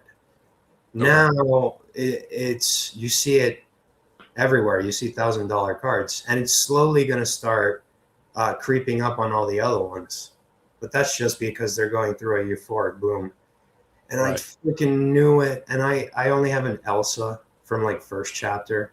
I'm like, it's such an obvious play. The Disney adults, the brainwashed people that we have are going to obsess over those things harder than people obsess over Pokemon, I feel. Because Disney adults is a new category of people. You know, they're insane. They don't care. They'll consumers to a core. Like they'll go into debt, and they'll go into extreme debt and file for bankruptcy in order to maintain their lifestyles. Yep, I was going to say that. What perfect customer for these big brands that want the money? It's perfect. So it was bound to happen. Yeah, the only thing with Disney, and then we have a question, but the only thing with Disney is that they have shown that they will at points fuck up a good thing going, whether it's movies or some of the things that they allow at parks, whether you agree or disagree. Like, so that's where I'm a little hesitant when it comes to Lorcana with Disney. I know that, you know, Ravensburger is the person that you know does the cards, prints the card, or not prints the cards, but like they're the company. But at the end of the day, it's still Disney. Disney can still control it, and I'm gonna have to wait before I even go balls to the wall with it, because I'm sure at some point Disney will fuck it up. Now, will it affect moving forward, moving back? Who really knows? They already did. They already fucked it up big time. Not the TCG, but their brand. Their brand is. No, that's what I'm saying. Like TCG wise, that's what I was talking about. You think they're gonna fuck it up TCG wise? You know, they were going to fuck it up in the beginning, because they were adamantly representing their TCG as, we want this to be as mass produced as a card, as a playing decks or like Monopoly games. They want this thing like seriously mass produced. And on the other hand, One Piece was like, no, we want this to be extremely exclusive, extremely short printed. And by 2 months later, both of them had changed their minds, because the markets had changed so drastically that One Piece needed to print more supply, or they were going to become way too expensive for people to afford. And Lorcana needed to become more exclusive because they saw the opportunity that was presented to them with One Piece booming at the time, and Pokemon booming as well. Gotcha. I think Disney, just real quick, I think Disney will fuck up. There's no denying that. I think they're definitely going to fuck up eventually, and many more times after that. But just like Vegas, just like New York, just like California, you want to think that these places at one point meant something and something extremely valuable to the country. Yeah. And we will not, as a country, let that die out because it means too much. It's too patriotic, you know? So one would want to hope that we will fix California, that we will fix New York. But most definitely, I think that Disney can fix themselves and they can restore that brand. They can't do it like Bricks and Minifix because that's completely done at this point. But Disney does have the ability to recoup from their very, very many mistakes. I Well, mean, I they've mean, made obviously they've been around what 100 years, 105 or something like that. Like they've shown that they can fuck up and save it. You know, and they also have a crazy fan base, like you said. Disney yes. adults, they will sell their house to buy a stupid piece of shiny cardboard, you know, with the PSA 10 logo on it. Korean guy says he has a question for you. Since you seem to sell a lot of cards, as someone who's interested in selling some of my cards, how do I protect myself from scumbags who charge back, lie about arrival? They want to sell some cards, but they're scared they're going to get finessed, and they hear it happens a lot. Okay. Okay. eBay. eBay is one of the most reliable platforms to sell your stuff because when you make listings, it has the eBay authenticity guaranteed feature, which is free to sellers, by the way.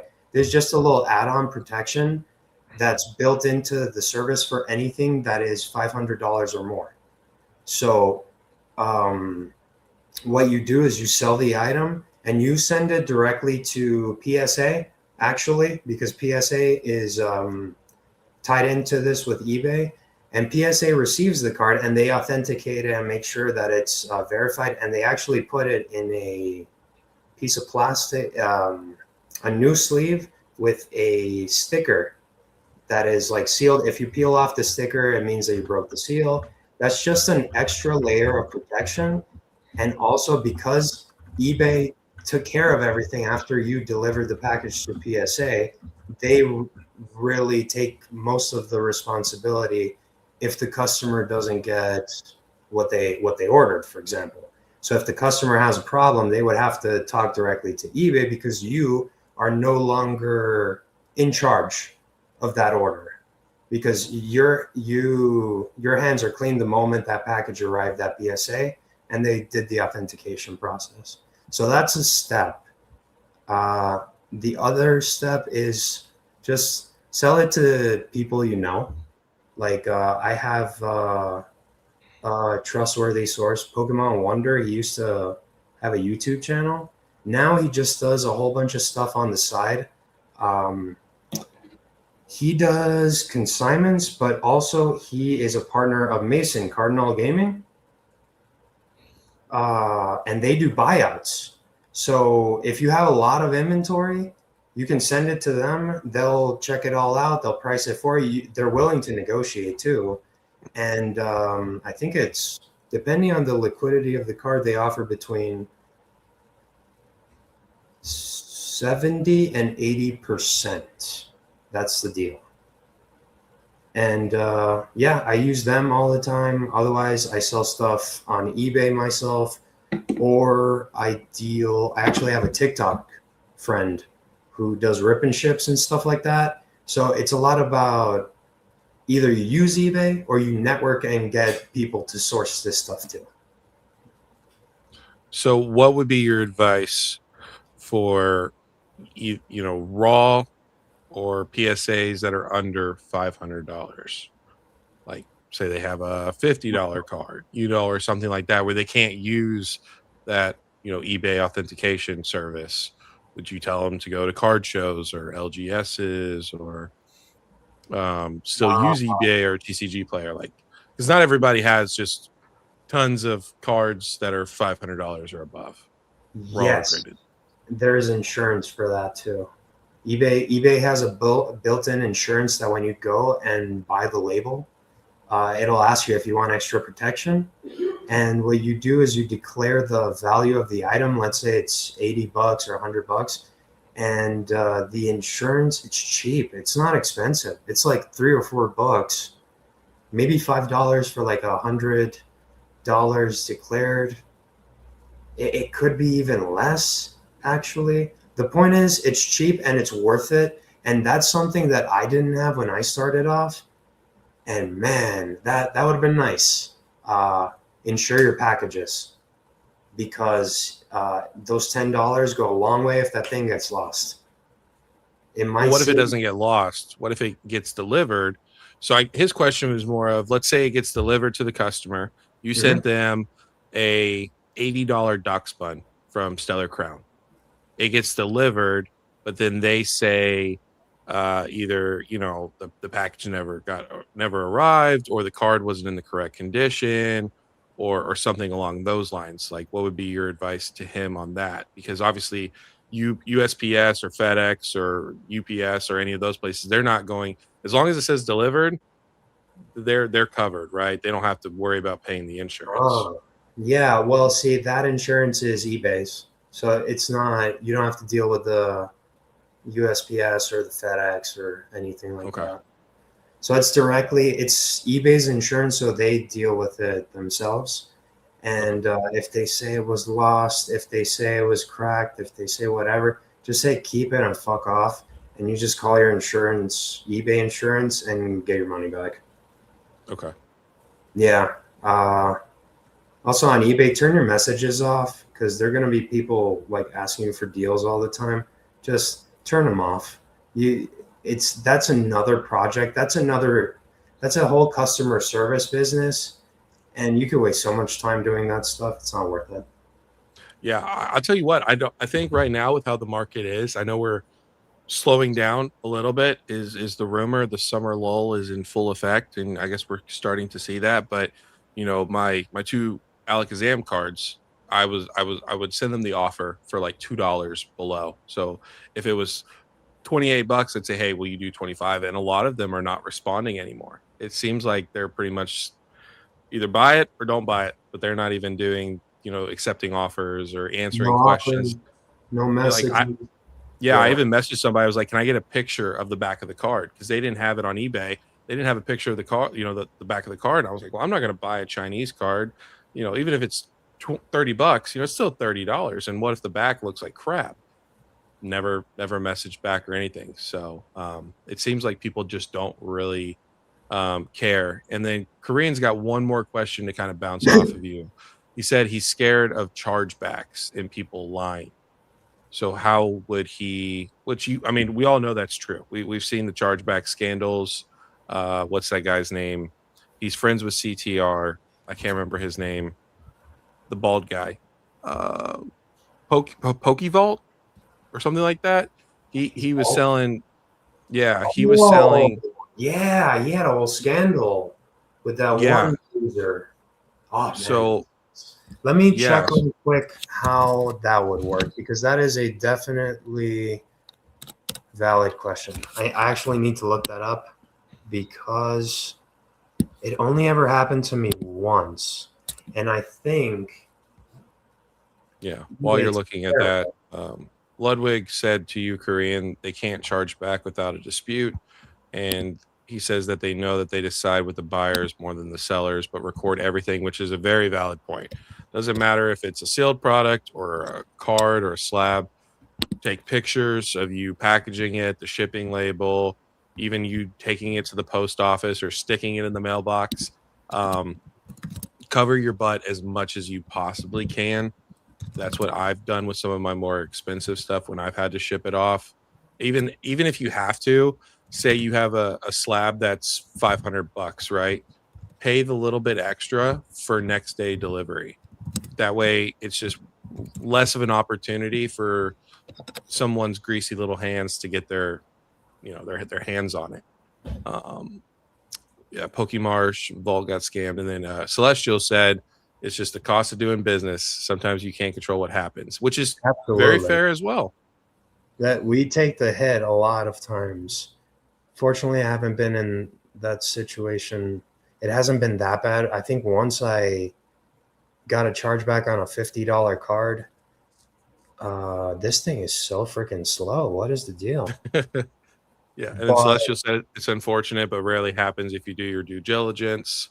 yeah. Um, yeah, sometimes you do get screwed. I will say I last year I sold a bunch of cards. The raws, some tag tens, some graded cards, and I took multiple pictures on eBay, multiple pictures on TCG Player.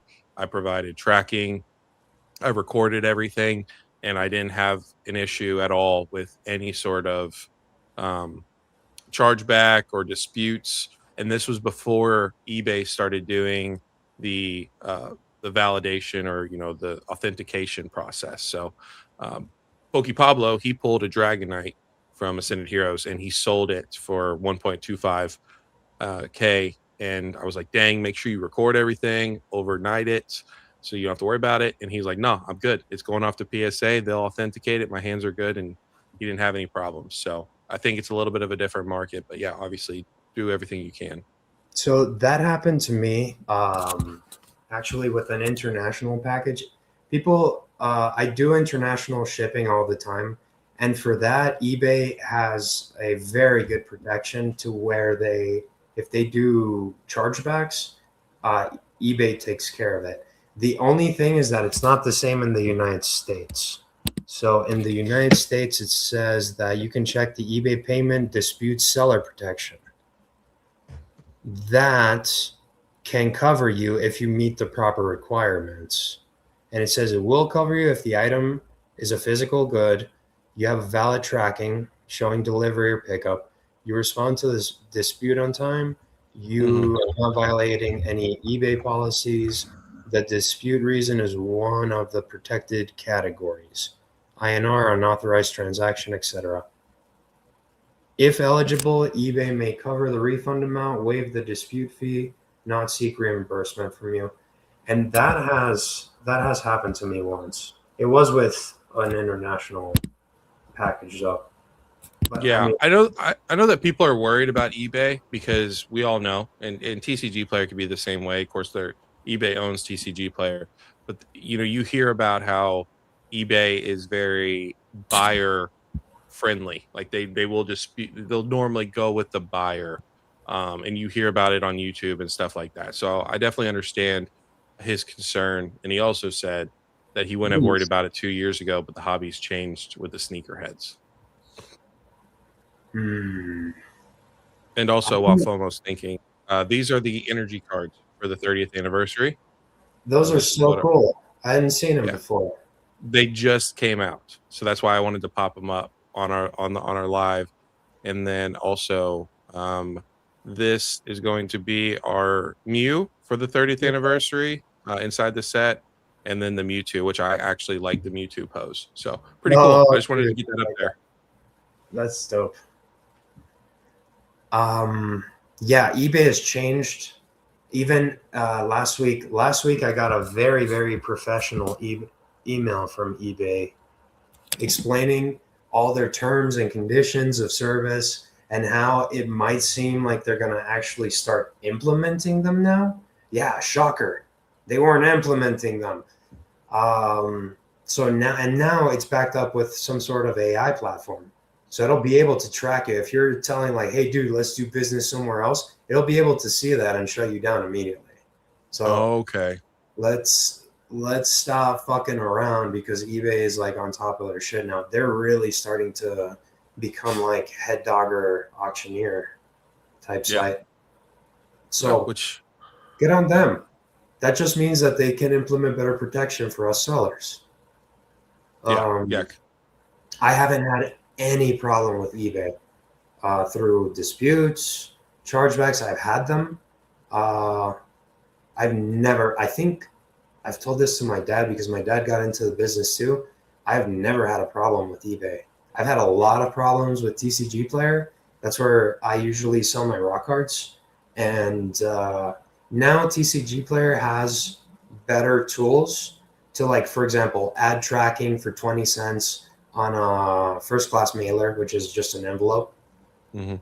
That's very convenient because before we used to have to send them with postage with no tracking, and the customer would just say, "Yo, I didn't get it." Yep. I had that Or happen when I was selling last year too. I normally paid extra for the tracking. yeah, bro, it got to the point where even in packages with tracking, all they had to do was say, "I never got it." Oh, really? And what were you gonna? There were certain cases where, oh, that was the chargeback. That's where I got chargebacks. Someone Yeah. said with tracking they never got it when it said delivered. Okay, so what happened to me on TCG Player? They got it got marked as delivered. They said they didn't get it. Then I guess I denied them the refund because it was delivered, and then they just did a chargeback. And then there's nothing about that unless you put insurance on your package. Oh, The hopefully point it's is not. now there are ways to do this. Okay. Yeah. So I would honestly, Korean guy, I would stick, and I've sold on both of them. You know, it's been a while, but I would stick with eBay. Unless you have like a middle tier on TCG Player. You know, they're it seems like they're more liquid to move on TCG Player, especially if you undercut people by it could Absolutely. and literally it could be a penny. It will not matter. You don't have to do 10 cents or a dollar. Just do a penny less if you're really trying to move something, and just either if it's under 20 bucks, maybe pay for the tracking, or just understand you might eat the cost. Anything over than that, definitely do the tracking. You know, if it's a couple bucks, just posted it, and if it gets lost, it gets lost. I know it's unfortunate, but that's just how it works sometimes. But I would use TCG eBay. player, TCG player is more geared towards liquidity because it's all stacked, so you can just be the top of the list and you'll sell fairly quickly as long as somebody's looking for a copy. Whereas eBay is interesting because there people list with pictures, so you Mhm, show front and back, all that stuff. What's cool about that though is you can charge a premium mhm. because of the pictures. You can kind of see, hey, this card looks a little worse than mine, but it's priced like $5 over market price. So I'm going to price it like a penny over this guy because mine is a little bit better, and maybe the guy will decide to buy it for that reason. So different things, different platforms. One is liquidity based TCG player. The other one is might take a little bit longer, but you can charge a premium for it. Yeah, like I know Inept. I'm sure you know who Inept is. Oh yeah. When the Mega Attack Rare Gengar from Ascended Heroes, it was sitting around. It was about 85 to $90 for the raw card. He went on eBay and he looked and scoured through all of the listings, and I believe he paid like $190 for a raw Mega Attack Rare Gengar because from the pictures provided, which Holy is not God. always accurate, right? But it would look like a PSA 10, and so you can if you with the pictures, you can charge a premium. That's what they did, you know? They charged an extra $100 because it was a clean card, and Bro, people when would I pay for it. started, I was the one buying those expensive premium cars because in my head, I was like, the premium is justified if I can get it in a PSA 10.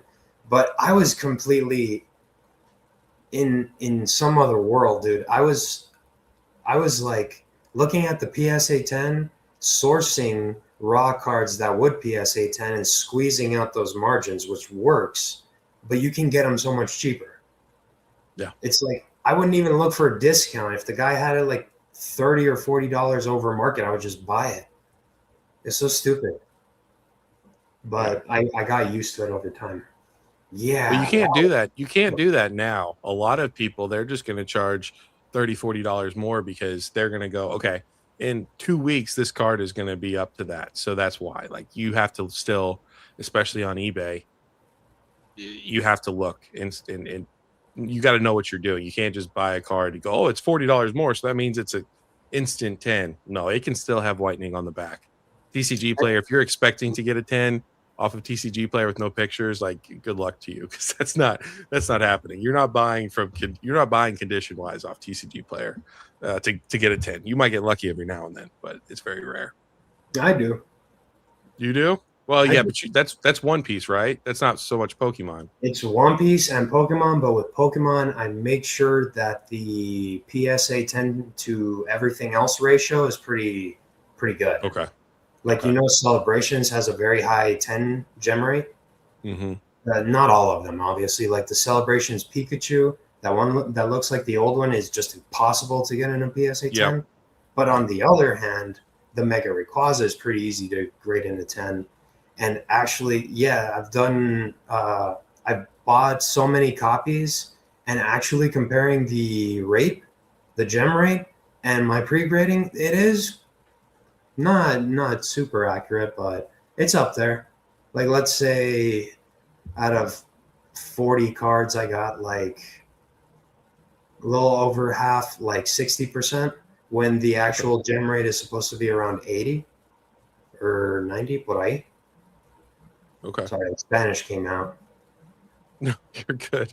That So actually, happens sometimes. so I have a question based off that. So we know that Ascended Heroes, as of right now, which can always change, but as of right now, it has a very high gem rate.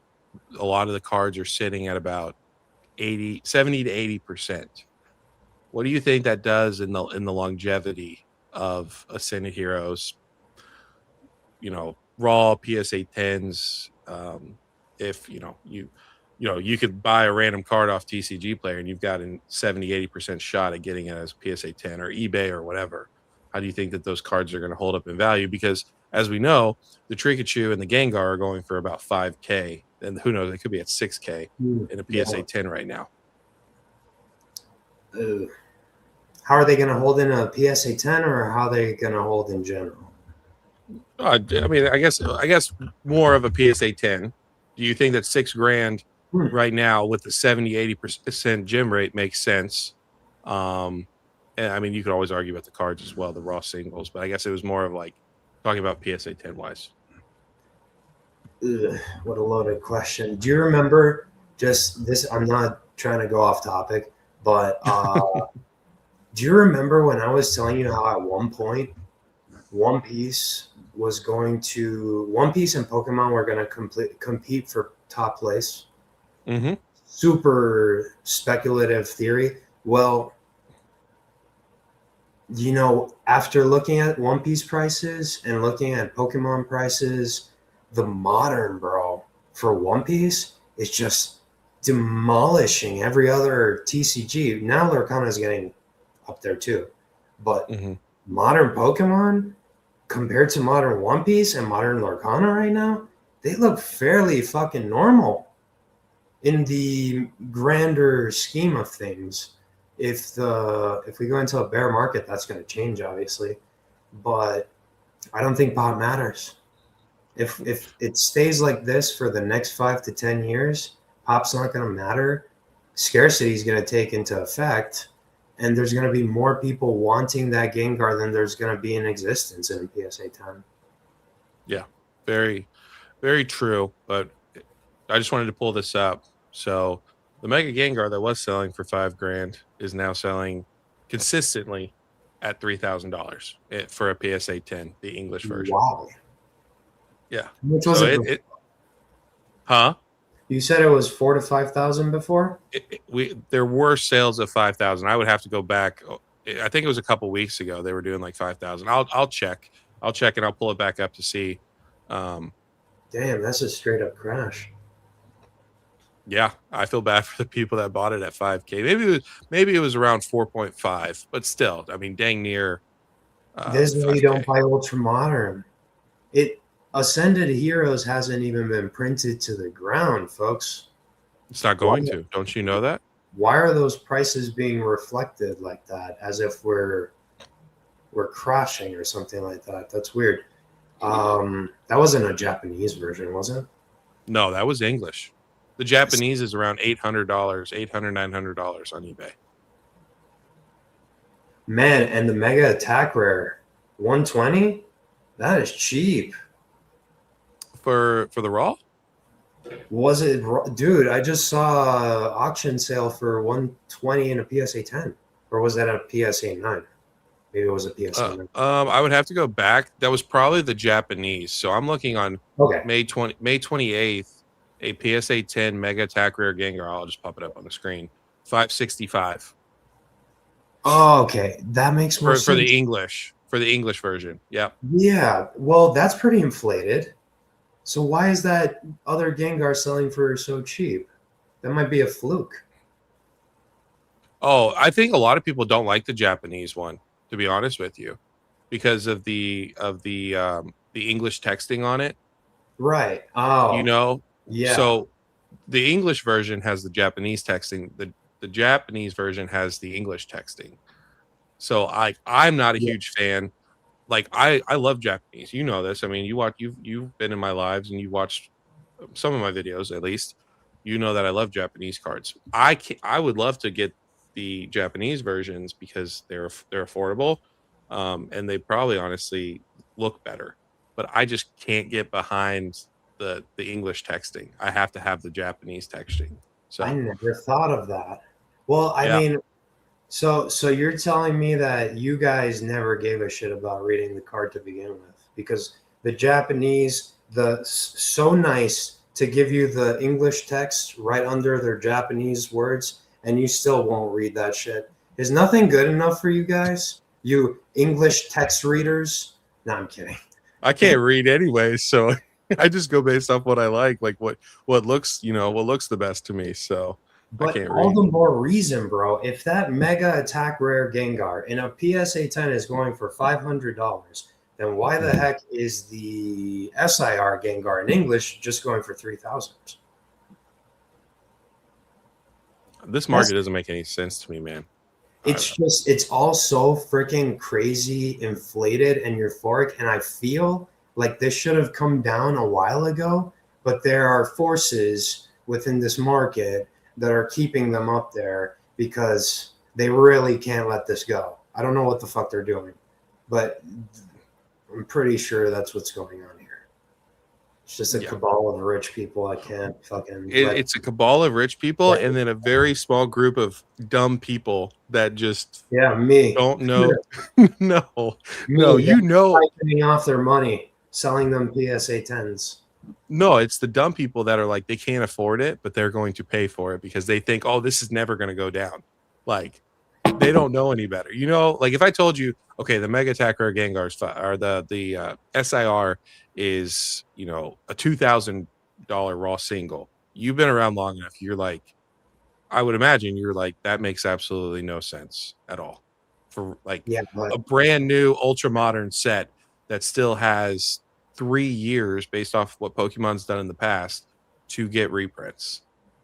I would imagine. Maybe I'm wrong. Let me know if I'm wrong on that. but we have One Piece cards that are coming out right off the bat for like $20,000. It's But aren't they freaking like way more harder to hit? What is a manga? What is a manga to hit? manga rare. I can't remember what the hit rates are for manga rare, but isn't manga rare? It's not. SPs are a few per case. I think a manga rare is one every 10 cases. And then How there are many higher packs? tiers than that, bro. There's like this one crazy $30,000 red manga that Mhm. I don't know. I don't know any of that stuff. That used to be out of my realm of possibility until fairly recently. Now I think of those cards in the back of my head, but still, it's ridiculous. I'm not gonna pay $30,000 for one of those fucking cards. That's ridiculous. But And it's wouldn't that make sense freaking though? cool. Wouldn't that What? make sense though with how difficult it is to pull?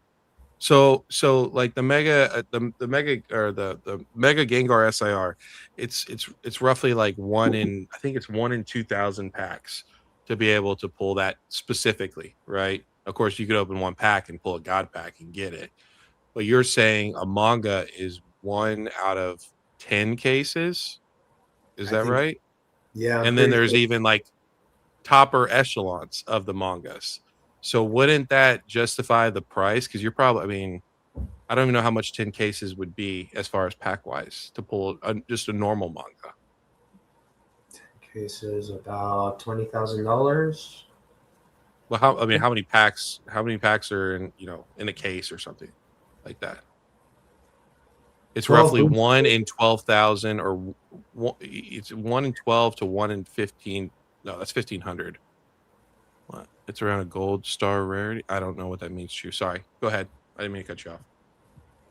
Uh, I wouldn't even begin to know what the hit rate is for this thing. It sounds like from the math I was doing, it sounds justifiable at 30K. I mean 30K. It is a Luffy, so it is the more popular one. There's three of them. There's always one that's more popular. The other two suck. Uh, I like them, but the better one is about $30,000. The other two are like in the 20s or between 10 and 20,000. It just doesn't make sense. The point I'm trying to make is that because of all this crazy price, all this crazy euphoria towards modern, it's rubbing off on Pokemon. So this whole big dick syndrome that One Piece has with their crazy expensive cards is starting to rub off on Pokemon. Yeah, And for sure. think the market, especially for these rich people who spend on cards that are over like $1,000, $2,000, $5,000, $10,000, they like both things. Like they Yeah. like One Piece, they like Pokemon, they like basketball, they like sports, they like all of. As long as they find it investable, like appropriately investable, they might be deterred off basketball and soccer and baseball because it's completely seasonal.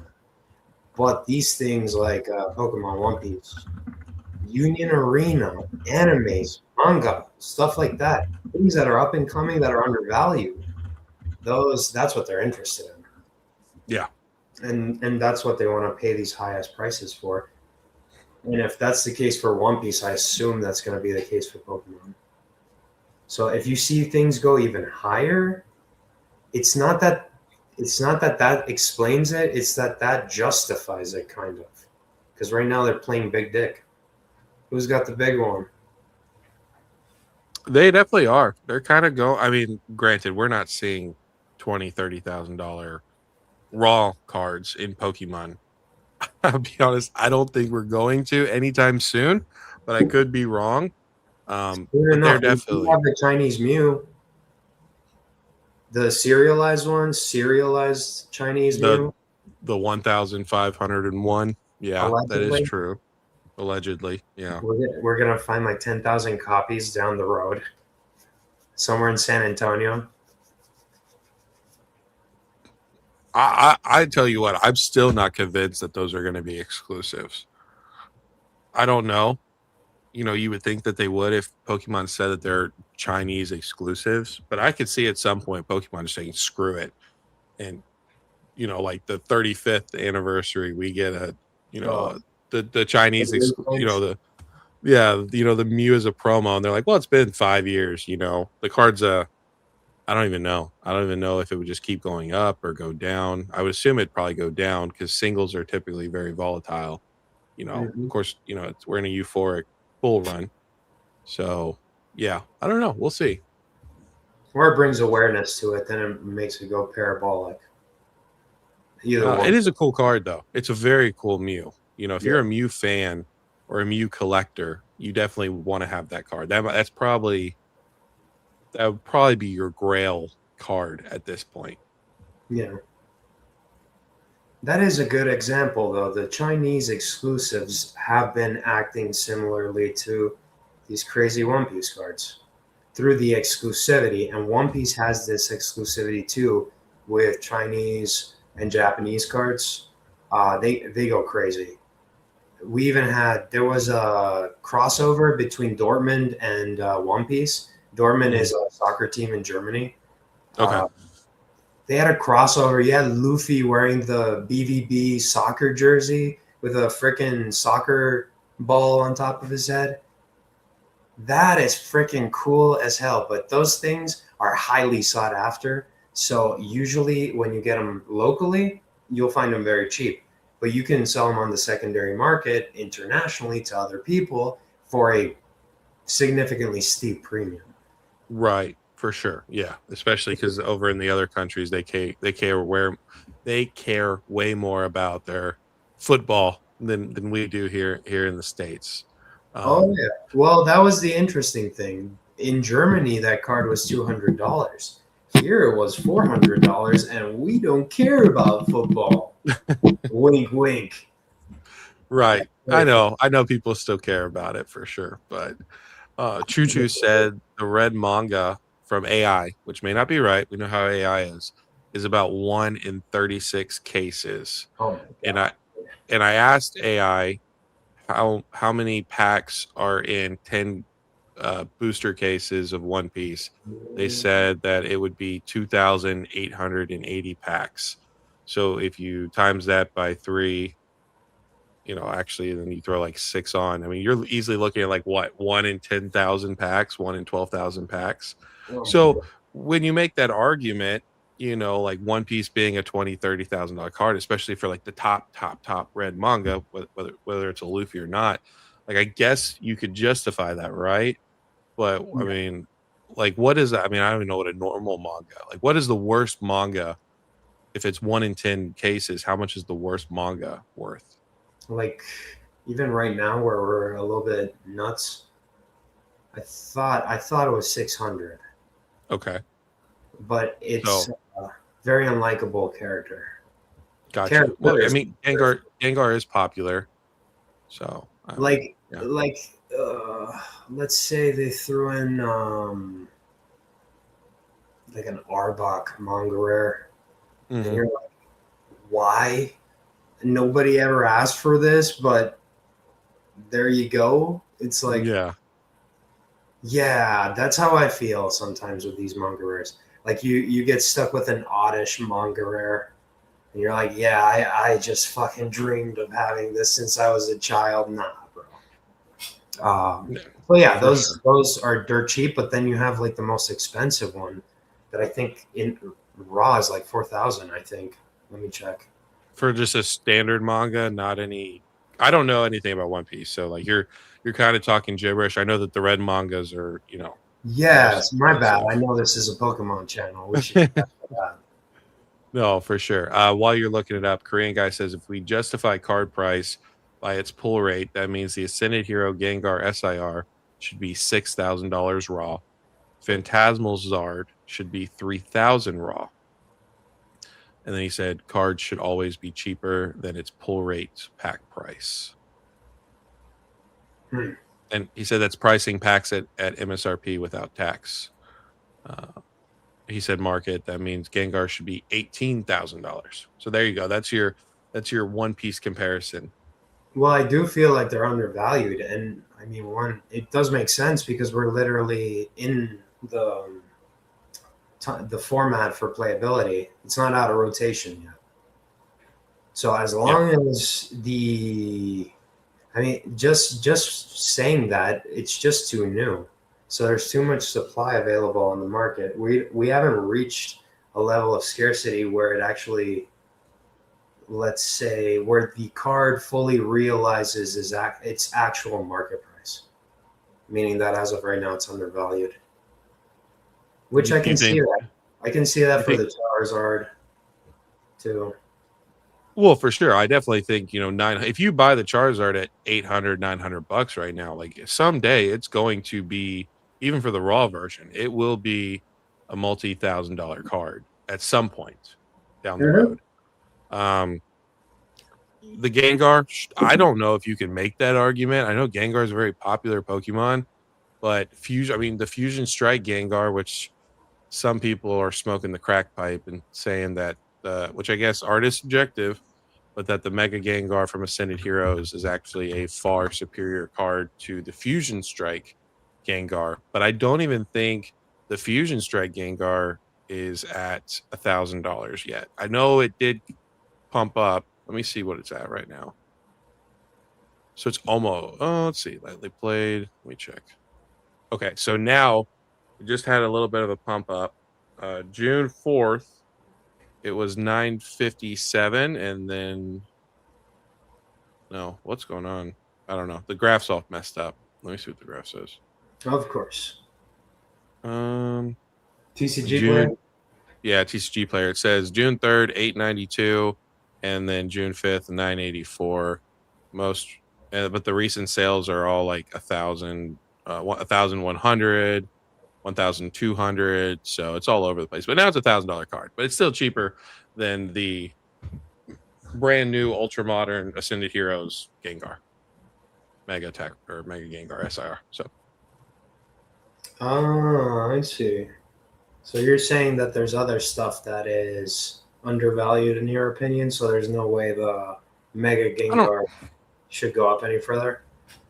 I mean, I don't know if it's undervalued. I just feel like, for me personally, the Gengar VMAX, I don't know what the pull rate of it was, but it was a very difficult card to acquire. We all know Sword and Shield had pretty brutal pull rates for the most part. It's 1,200, and then the Mega Attack or the Mega Gengar SIR is $1,500 for a brand new card that just came out. So I feel like the Fusion Strike one should either be it should be more expensive, or it is, something doesn't seem right. Either one card is undervalued or one card is overvalued. And I tend to believe that the Mega Attack or the Mega Gengar SIR is overvalued compared to the Fusion Okay. Strike one. Well, that's absolutely fair. Uh, as much as there is scarcity, there are people manipulating that scarcity at the same time. I think there's both. Yeah. Then in that case, because Gengar, people have been making moves on that. What was it at first? $900, and now it jumped up to 1,400. Then people try to manipulate it down to like, I don't Yeah, even they were know. doing, I think it was like 800 is what it saw. Let's see. That would have been nice. Yeah. There's been a lot of activity on that card. So yeah, it would make sense that the price would be all over the place. Yeah, Now, let me what could happen from now up until some point in time before rotation's over is that it could drop. It could drop hard, like hard. Like it could go down to $600 for all I care. But point is, before rotation's over, that'll just come back up, and then once rotation's over, it's just going to go further up. Then it's going to correct. Then it's going to flatline. Then it's just going to pump again. Unless Yeah, there's a I guess so it really just depends on the market. I don't know if depending on what they do with Ascended Heroes. I mean, if they print Ascended Heroes to the ground like they did, with Prismatic, like they did with Crown Zenith, and the demand's just not there for Ascended Heroes, I don't see this card when rotation goes out. I don't see this card being a $1,500 card, or 1,300 is what most recent sale says.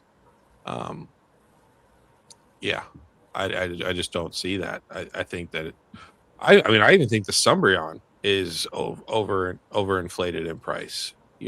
Right now, not talking about with the current market conditions, but like as a raw card from what we know from the past with these ultra modern cards, you know, you had the Lost Origin Giratina, you had the Lugia from Silver Tempest, these alt arts. They were $300, $500. I mean, the Moonbryon from Evolving Skies is like I think it's maybe now just peaked at 2,000, but for the longest time it was $1,000 card, and it started off at what, like $100 or something like that. Like it was cheap. We're seeing yeah, all these ultra modern cards coming out of the gate at what I feel like they should be 3-5 years down the line. And Brandon says the market is pricing cards what they think it's going to be when it's actually scarce. And I agree with that. when it's actually scarce. Like, That's interesting. Yeah. like 3-5 years down the line. Yeah. And they're just leaving them there, and they're just waiting. Yeah, they're kind of like, instead of seeing like where we have that natural growth over time, things come out, maybe they come out a little hot, then they go down, and then they naturally climb over time. It feels like to some people that we are just progressing these booster boxes or these cards to what they should have been when they go out of rotation or 5 years from now. You know what I'm saying? That's exactly right. The more aggressive you are on the supply, the quicker you are to make these things scarce or create the illusion of scarcity. Um, that's a great point. Yeah, but you have to go hard on it. If if they print 1 million booster boxes, you better be ready to buy up all those booster boxes, because you cannot really complete the goal that you set out to complete until you dry up all that supply. Otherwise, you're just stuck holding bags. Right. You have to dry up Right. that supply, manipulate it up to the price that you want it to, and then maybe. And that's why rotation gives that okay, hey, like we're done reprinting. You guys are good to like fucking manipulate this basically. Exactly. But right now we don't have that supply. They're still Like doing it though. what In what sense don't we have the supply? You're saying that the supply got eaten up? like I mean, yeah, like I mean, look at it, look at Ascended Heroes. I mean, the supply is still there, right? It's not Right. like you can't find these boxes, but the supply is nowhere near enough where it's just all it's instantly like the fact that Chaos Rising came out and it didn't drop below $80 for an ETB. That's insane. That makes no sense. And so it's just, it it's like the set comes out, it has a 2-day dip, maybe a week dip, and then it starts climbing back up because the supply is not there to meet the demand. Right. And if the supply met demand and demand was satisfied, you'd see probably either a flat line or a downward trend. Just Right, because it right. would people would Until we sell get together. until we get like a year and a half out or 2 years into rotation. And then when it rotates out, that's normally typically like that year and a half is when you start to see these boxes or these sets really start to climb because people feel less confident that Pokemon's going to do a reprint on those sets. And so that's Mhm. when they'll start to buy and get their positions. You typically wait like a year before you buy a single or anything like that, because that's normally like the best time to buy those cards is Mhm. about a year out. Now we're literally just seeing, and I made a video about it. If you want something, if you believe in something and you're okay losing or like holding the bag or not holding the bag, you need to make a decision relatively quick because it seems like these singles, like the Mega Gengar SIR from Ascended Heroes, the cheapest it was over the last 6 months was $828. And since then it's just continued to climb. It looks like TCG Player cleaned up that little buyout or the market manipulation where they Oh, dipped it down. So, but as you can see, I mean, the card came out almost $900 and has continued to climb. It had a little bit of a dip off, and now it's running back up. Like there's not enough supply to feed the demand right now for these sets. So we're seeing yeah. things accelerated to post rotation, even probably years into after post rotation. Yeah, and unlike a good example comparing this is going up, so it doesn't it's doing what we're seeing every card do. But back when I started during Silver Tempest, literally during the release of Silver Tempest, the Lugia started at like 400, 450. I remember because my dumbass wanted to get one because I was brand Hmm. new.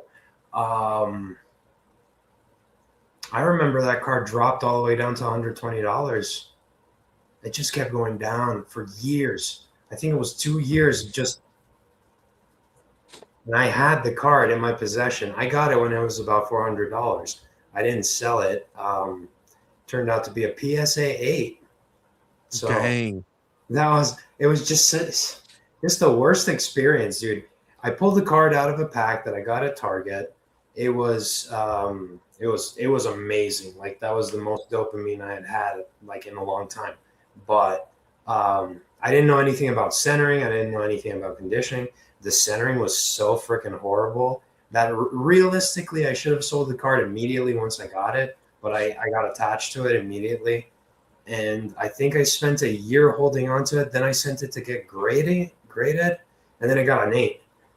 And ever since That's then, I was like, man, I need to figure out this grading thing, and I've been grading ever since. But the point is, that was a $450 card, went all the way down to 120 up until it finally started rising up, and that was just post boom where like the market was kind of like, I don't know where this is going, and there was a serious downturn. And Lugia Lugia is a very popular Pokemon. The Yep. card itself was known to be a goth card, so people were trashing on it, saying that it was ugly and it was too dark and it was like Lugia's booty and whatever. But they came around after that 120 scarcity hits, and like clockwork, people start realizing, you know what, I did like this card. Yeah. I do connect with the emo.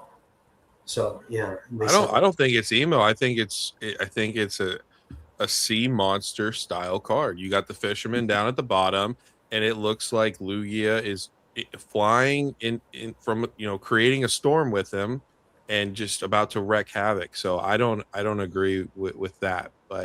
Um but yeah, I mean, I think it's honestly, it could be, some people can make the argument that it is the best alt art in Sword and Shield. Of course it depends, but Lugia is very popular Pokemon. To me, I liked it because it was dark. It reminded Mhm. me of XD Coliseum. Yeah, XD Coliseum Pokemon where they have Shadow Lugia. Yeah. So it was just niche enough for me to like be really into the card. But also, I started during Silver Tempest. That's what got me into it.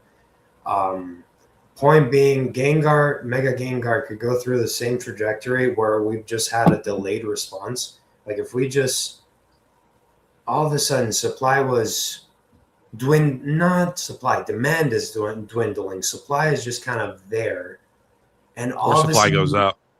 yeah, or supply goes up exactly. All of a sudden, we realize, you know what?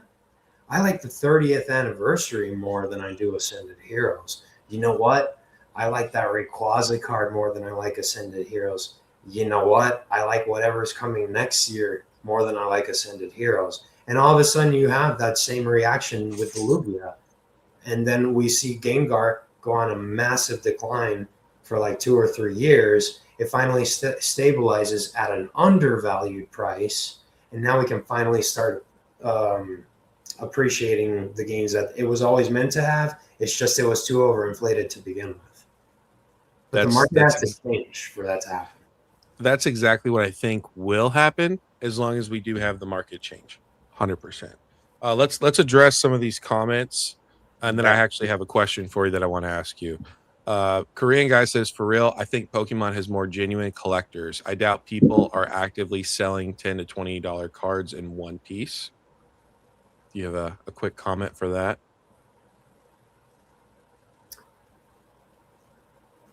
Yeah, I agree.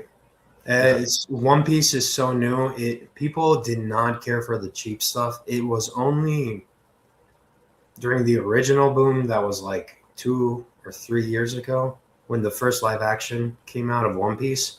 That's when all these cheap cards went parabolic and people were buying them. But that was the trigger that activated this domino effect that now is the ecosystem of One Piece, which is similar to the ecosystem of Pokemon. It's just Pokemon's is a lot older.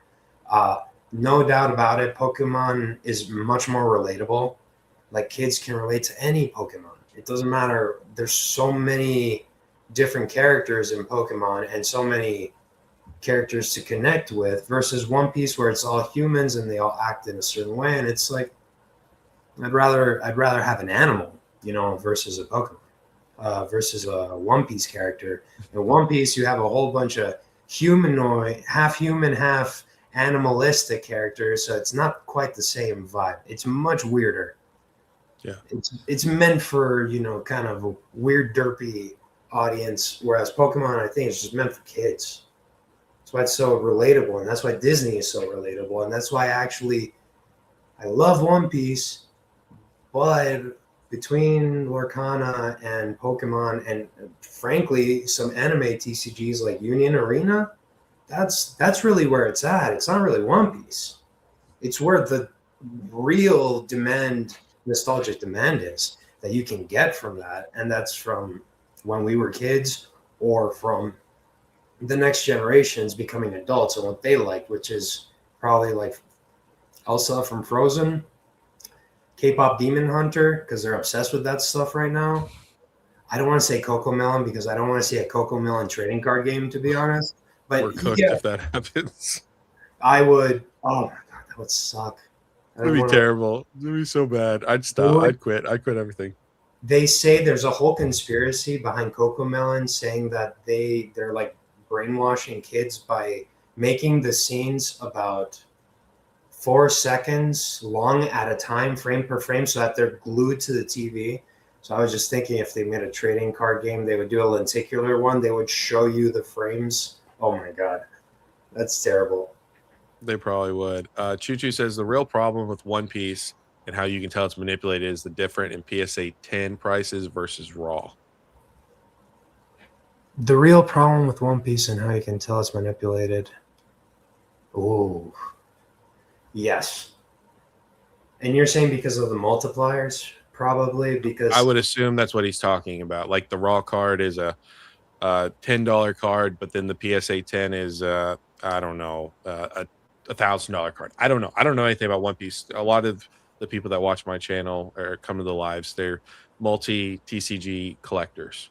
he said, yeah. See, that's what doesn't make any sense about One Piece. And that's why I'm primarily in One Piece, because it's so low bearing fruit. I'd be a fool not to take advantage of it. Um, there's a interesting situation with One Piece where the raw prices, let's say a card is $50 raw. You'd think if the chance of getting a PSA 10 is so high, you wouldn't pay that much for a PSA 10, right? If you have a 99% chance of getting a PSA 10, how much would you pay for a $50 card? I'd pay 70 like bucks? yeah, like 60, $70. Yeah. And that's what he literally said. I went down the bottom. He said the print quality is leagues above Pokemon. So what is it? And Like you said, like a 90, 95% for a it's 10. That's why there's very so many black labels, right? It's very high. Their centering is superb, and the reason for that is Bandai is primarily the production facilities in Japan. Yeah, So I all heard these that. cards come out super well done. Um, so ergo lies the problem. A $50 card is not selling for $80. It's selling for like $200, $300. So you're forexing your money. So it's ridiculous, dude. It doesn't make sense to be in Pokemon because your gem rates. My submission rate for tens was about 70 to 80%, which is Okay. fairly decent for someone for submitters, a person that does what I do. My 10 rate all of a sudden when we got backlog dropped to like 50 to 60%. And at that point, I was like, wait, hold up. Why the hell am I doing this? When right over here in the same submission, the other half was One Piece and it was getting 100% 10 rate. That submission, I just so happened to get all 10s in the One Piece. So I'm like, this is stupid. I'm literally shooting myself in the leg on purpose. So I said, we're halting production. We're halting Pokemon right now, and we're going to only focus on One Piece, especially right now where I have to pay $150 per card. And what, I have to take a gamble on whether or not it's a fucking PSA 10? All because some douchebag with mayonnaise is like checking my cards and a corner has a piece of white on it that I didn't, it's not worth it. And I didn't mean the piece of white. It just meant like something that was so little that it still dignifies a PSA 10. Like Meaning just the littlest speck, like on the top of the back of the corner of the card.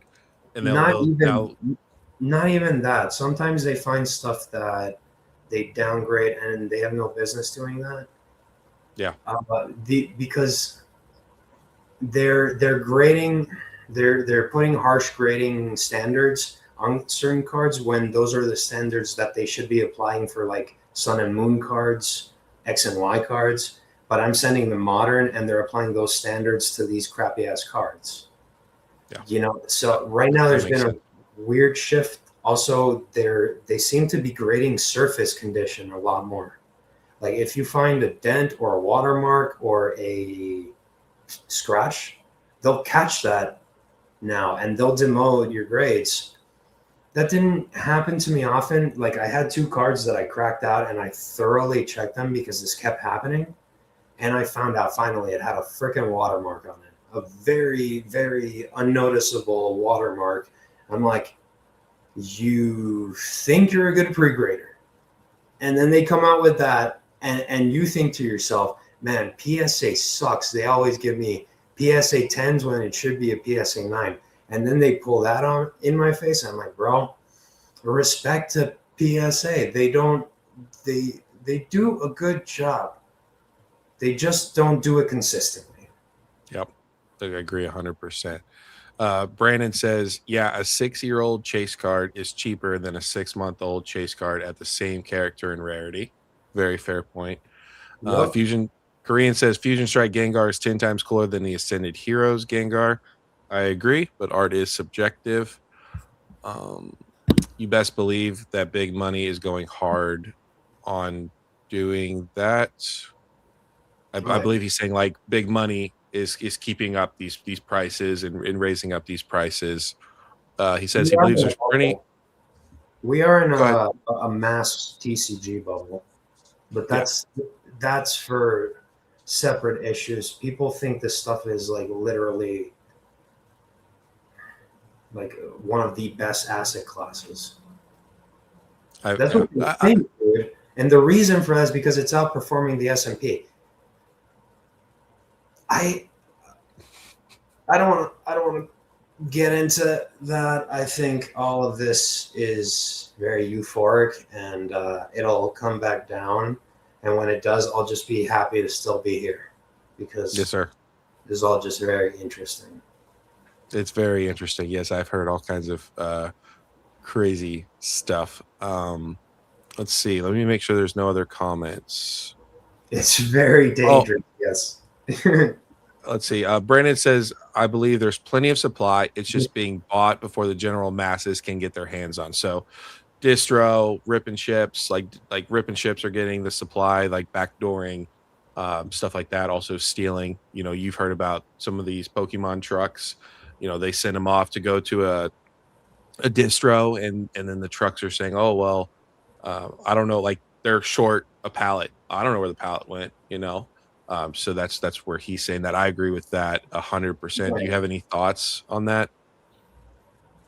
I think there is. I think rip and ship does help counteract all that supply that's getting hoarded, but is it like a 50-50 situation? I don't think so. I think it's more supply 70, rip and ship 30. Yeah, he says he believes it's being intercepted or hoarded by distro, which I agree with that as well. Oh yeah.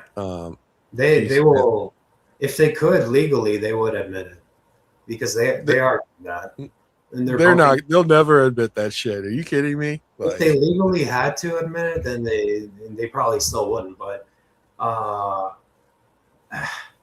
they do it 100%. They all do it. It's in their best interest to do it, and they are the ones who are forcing other people to sell at a more expensive price. So whenever you go to your local game store and the guy is selling it for like $30 or $40 over MSRP, it's really distro that overcharged him, and he's just trying to make a few $5, like $10. So yeah, they're gonna have to fix. Actually, no, they don't even want to fix that. I don't think Pokemon. They just got rid of the vending machine, so now they have to rely on distro even more. So I actually heard that the vending machines are staying. Pokemon has switched up their game plan. The vending machines are staying, but what they're doing is they're only going to put. I'm just going to tell you what I've heard is that they're only going to put ETBs and booster bundles, and then they're also putting packs in between of those, like ETBs and booster bundles. And I guess their plan is to eventually only sell packs out of the vending machines. Well, that would be dope. We've got some more comments. Celestial, which is he's got distro, so he's got some comments. I just saw him. Let's see. I've seen hundreds of PSA 8s and PSA 9s and PSA 10s slabs, but only on eBay's PSA channel and PSA 10s. They're consistently inconsistent. It's very dangerous. Yes. Celestial says there is more money sloshing around into this market than some people realize. The people buying large quantities aren't actively posting / commenting. The keyword is sloshing. Yeah, I agree. Tons of money sloshing. He says his business partner had a customer of his purchase 1K first partner cases and 100 cases of prismatic SBCs. There is plenty of money rolling around. But the question is when is that money going to just disappear? Nobody knows. Um, let's see. People with real money won't say shit. Sleep packs only in vending machines makes perfect sense. I was saying sloshing earlier. Yep. So, do you have any comments to that before I ask you my burning question that I have to get to? Yeah. Will it? When will it end? Uh, well, I used to get nervous about how when this was going to get blown out of proportions, like there wasn't going to be any opportunity for the people already in it. But Mhm. more and more, do I keep people keep proving me wrong? The whole market keeps proving me wrong every time. There's so much supply. There's so many cards. If I can't find freaking One Piece cards, that's a weird day. That means everything got bought out and we're in the middle of a boom. So even then, you think to yourself, man, you can't possibly refill the supply that has been lost, and somehow it just keeps resupplying itself. So honestly, at this point, I do agree. Um, more supply being hoarded than there is being ripped. So you do think that there's more people that are, just so I'm understanding you think there's more people that are currently buying, whether MSRP, market, distro, and they're holding on to product than people that are actually opening up the product, whether via personal or rip and ships. Is that what you're saying, or did I mishear you?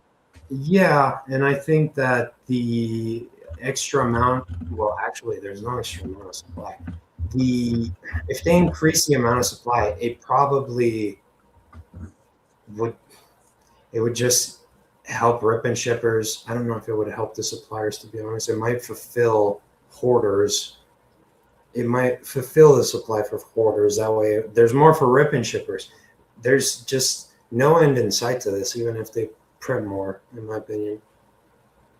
I think there will be. I think that if a big if, a caveat is if Pokemon wants to print more with this printing facility, they can absolutely print this to a point where people are going, "Oh crap, I can't turn around and 2x I can't Oh, 2x my profit." And so with that, people that are hoarding or flipping are going to leave, which then will put more supply onto the market. But I do also agree with you where it seems like instead of people, because you hear from people all the time, especially if you watch a bunch of people with these businesses, DJ, Pack Hype. I don't know if you watch him at all. He's oh a yeah. new content You creator know, coming up. YouTube podcast.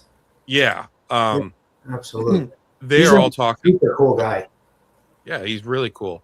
Yeah. They're all talking about how so many people, even Pokey Plumbers, so many people are reaching out to them, selling off their collections. So they're not putting it onto the secondary market. They're not allowing for that to be bought by just every Joe Schmo. They're putting it into the hands of these other businesses, which then could potentially um, provide to rip and ships, or something like that. So it's kind of Oh my still god.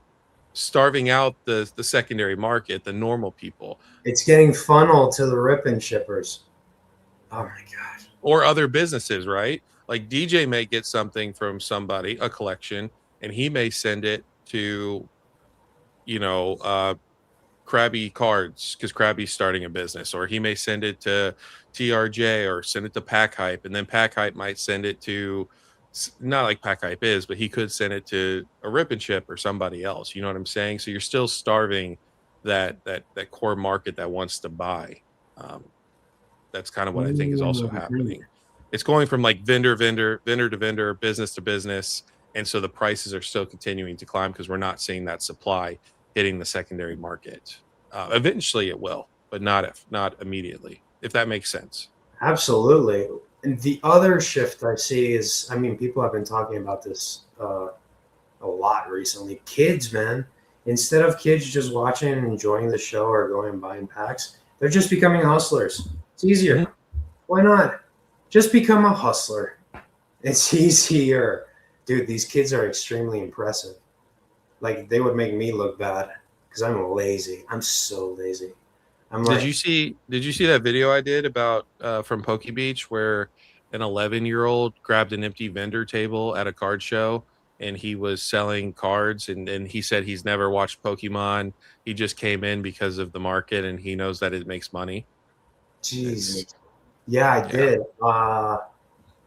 I feel like there's a lot more. I feel like there's like maybe 20 of them at every show just doing their thing now. It's weird because I hear people like Jake, do you know Pokenomics? Uh-uh. No. He used to beef with Alex, Nostalgianomics all the time. Those two are secret lovers. There's a story behind that. We'll talk about it later. Um, Jake says that he's been going to conventions and he sees all these kids hustling. It's kind of like a ratchet ass vibe, like kind of street markets in a third world country type situation, you know? Yeah. Uh, Yeah. so I don't know if that is the most positive environment to be in when you're going to a show and the whole thing is supposed to be for kids. Then you got Jason Page trying to scam you out of a 1 out of 1 custom card with his dirty ass signature on it. Stay away from that piece of shit. Like, With AGS. yeah, oh my god, robo grading with AGS. 1 of 1 this card, and I mean shit, I wouldn't even pay $2 looking at that thing. It's Let not even a alone, real card. There's no value to it. there wasn't the ink used to make the card. So what's that? $1.50? Who knows? Expensive ink. Yeah, those conventions. There's got to be a little bit better etiquette and professionalism and fucking just certain people. Like there was Opossum Bud was making a video of this bald guy who was vending who apparently had a criminal history.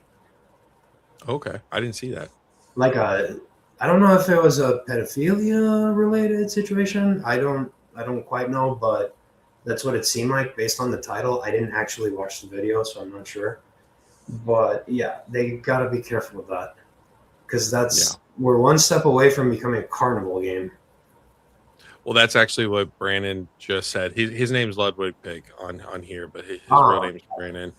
He said it's an absolute circus right now. And then a Korean guy said, um, he said, I've never seen a single first partner illustration block, prismatic, ascended like ever. He lives in New York, by the way. So take that into in New York. consideration. Yeah. New He York's said, supposed to have a lot of LGSs, right? yeah, well, there's how many people are in New York? You know what I'm saying? So the supply is the demand. There's not really there, but he says there are people selling 1,000 cases of it. That is wild. Like talk about corruption. It's just instantly gobbled up at the distro level. Normal people like us won't get shit. And if it's not at the distro level, you got fucking Pokebeard botting the fucking Pokemon Center. So, you know, it's very interesting. I was actually looking at that dude's profile because I stumbled across a video of him like posing because he's always like bragging that he's like rich or something off of that. Hmm. And I started watching like his very first videos, and he'll literally go through with you and show you how he bought these things back in the Yeah. day. But if you apply the same principles to the mechanics they use nowadays, it's fairly similar. It's all cash based anyway. Yeah, that's yeah. If you have the cash for it, you know, you have the cash for um, the the proxies and the bots and the server and all that stuff. Like, yeah, but you know, it's just crazy. I know Heart Attack. I know you watch Heart Attack. He did a good video a while ago, one of his first videos, talking about how it's just like it's a Ponzi scheme. You know, you sign up for these Mm-hmm. Discord groups. They tell you they're going to get you the bots, and then you get the bots, but the bots cost you thousands of dollars, and then you know they don't really give you the good ones until you get into like a secret group and all that stuff. So Yeah, um, you go got go check out. Go check out Redbeard's most recent upload. Mm. It's if just watch it. I actually don't. I don't. I know me and Brandon can't stand Redbeard. Um, he always was cool with me, and so like some of the videos I liked that he was doing, he seemed very when he wasn't trying to troll people. Mm. Um, and then other videos I just did not like of his. But yeah, go check out his most recent video. It's very interesting. You'll probably it'll probably make you rage a little bit, honestly, if you don't really care for him like that. But He has already triggered me before. Can't remember what he said. just watch his most recent video. I mean, how You'll can you be not be triggered, man? I take what I do fucking extremely seriously, and this bitch ass is getting all the fucking product. yeah. And fucking, it's not easy to do what I do, and look at that fool. I mean, it's of course it's triggering, but yeah, I'll have to check it out because I don't know what the hell you're talking about, but now I'm interested. Are you still in the Discord? Oh yeah, Okay, I'll send you a private message of the link so you can yeah, check it out. It that was you know, it was I'm very pissed off interesting. at BJ for the longest time. Not really pissed off, but for the longest time, DJ and I had a tiny bit of beef because I got pissed off at him because he took down his live with Redbeard, Mm-hmm. and I think I was watching a movie. I was just about to watch it, and he took it down, and I like sent him like a clown emo, like you took that shit down, and he got so pissed off at me, like you calling me a clown and shit. Uh, that I wanted to. I heard there was so much beef and drama. So many things were said from that redhead dude that apparently was extremely unfiltered. I'm like, Yeah, damn, he went crazy, you watched and it? I watched. Yeah, I like actually. I watched some of it. What the hell But did it he say? just like fuck the kids and just like it, Uh, it was it was literally a WWE promo piece, and DJ just got a ton of shit for it, so he just privated it. But yeah, it's funny. DJ's a funny guy because he's like, if you're mad at me, you're just broke and you're below me. And I know he's rubbed some people the wrong way. He's a very arrogant human being, and he's I think he's subtle. He's subtle. Sometimes he's not so subtle, but he hides it. Well, he doesn't hide it. If you understand him enough, you know that the guy's kind of pompous. Oh yeah. Well, I mean, he's got TRJ. He got Mimic Brew defending him as well. I mean, he got Pokey and E. He's got all these people. So it's like, how can you not be overly? I feel like it's But justified a little bit, but it's a little bit. It's a little bit. It doesn't go with his character because his character is a little bit goofier than that. So when he says something arrogant like that, it doesn't look good. It's not a good look, you know. yeah, but anyways, to your point, I think he's a very like he will talk the shit, but at the end of the day, he's a very sensitive human being, which is fine. It's I have nothing against. I'm a sensitive human Yeah, being as well, but I don't act like a pompous prick, and talk shit about people I'm on the their same. level, you know. I am the same, but I've learned to talk more shit because you only live once. Exactly. And you're not really on YouTube, you comment and you show Yeah, up I in can say live, you whatever I like want. yeah, like this is the most that I've seen you, I don't know how many other lives that you go on. And Usually, I do like to socialize on lives. Like lives are my bread and butter nowadays yeah. because I really don't like YouTube videos anymore because I've heard all of it. I've heard all of it. I know the story. I like certain videos like Kira's videos because she adds that extra quirk to it. I'm like, Mhm. I want to see a bootleg Game of Thrones scene. Yes, of course. Please keep it coming. So like shit like that. I've started pivoting a little bit into politics and like uh, psychology. I love psychology.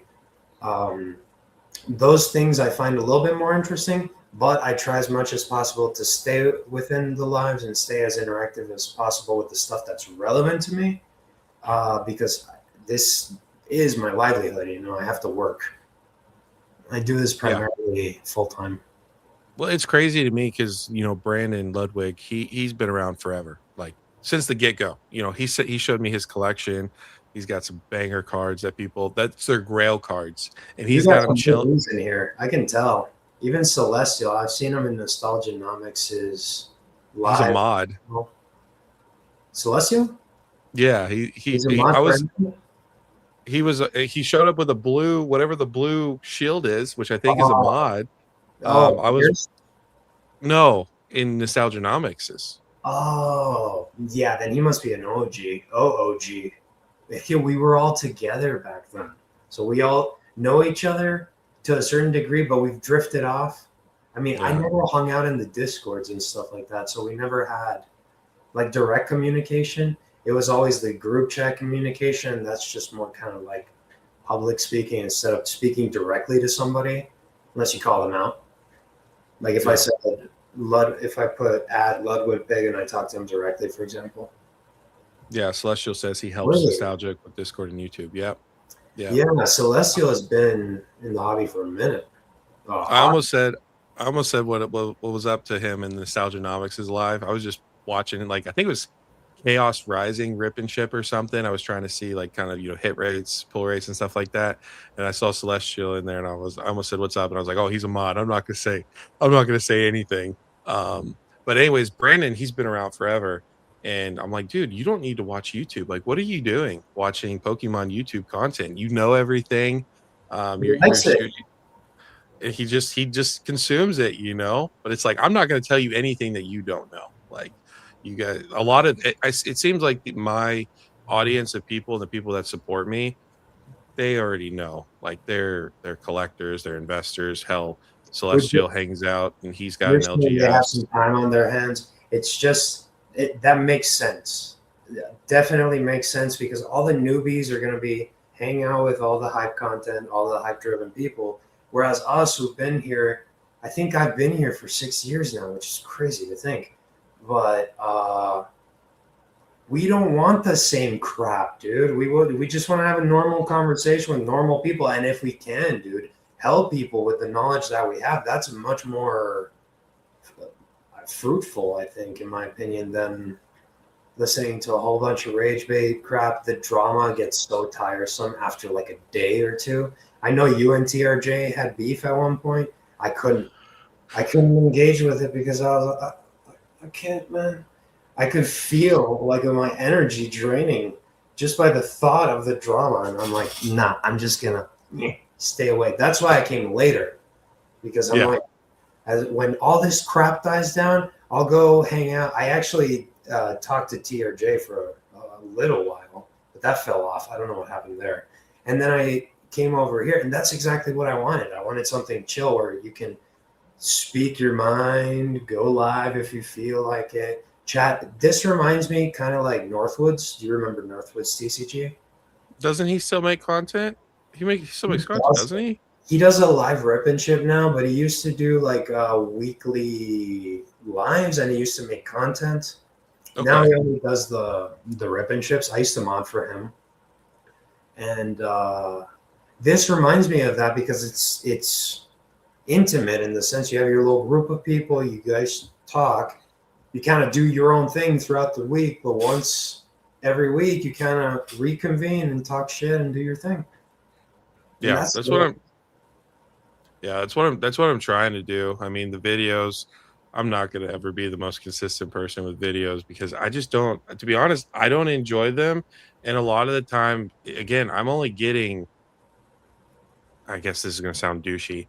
I'm only getting like 100, maybe 200, maybe 300 if a video is really good views.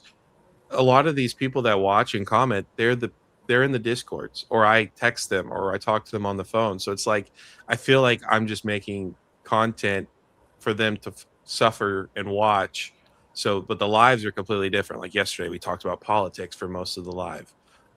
Today I've got you on, which I appreciate you coming on. It's always fun to have you on, and we never know what we're going to talk about. There's no rhyme or reason to it. And I I'm didn't just trying come to. with a script or anything. I didn't have anything prepared. Literally, I didn't. I was thinking to myself like 5 seconds before you turned that on. It's like, what are we going to talk about? I guess we'll find out. Yeah. Yeah. There's Oh, no yeah. script. Oh, yeah. PSA is charging $79. Right. Yeah. Yeah, just on the Uh, fly. Fuck it. And yeah. then I there'll have. be some times where absolutely nothing happens for like 2 weeks.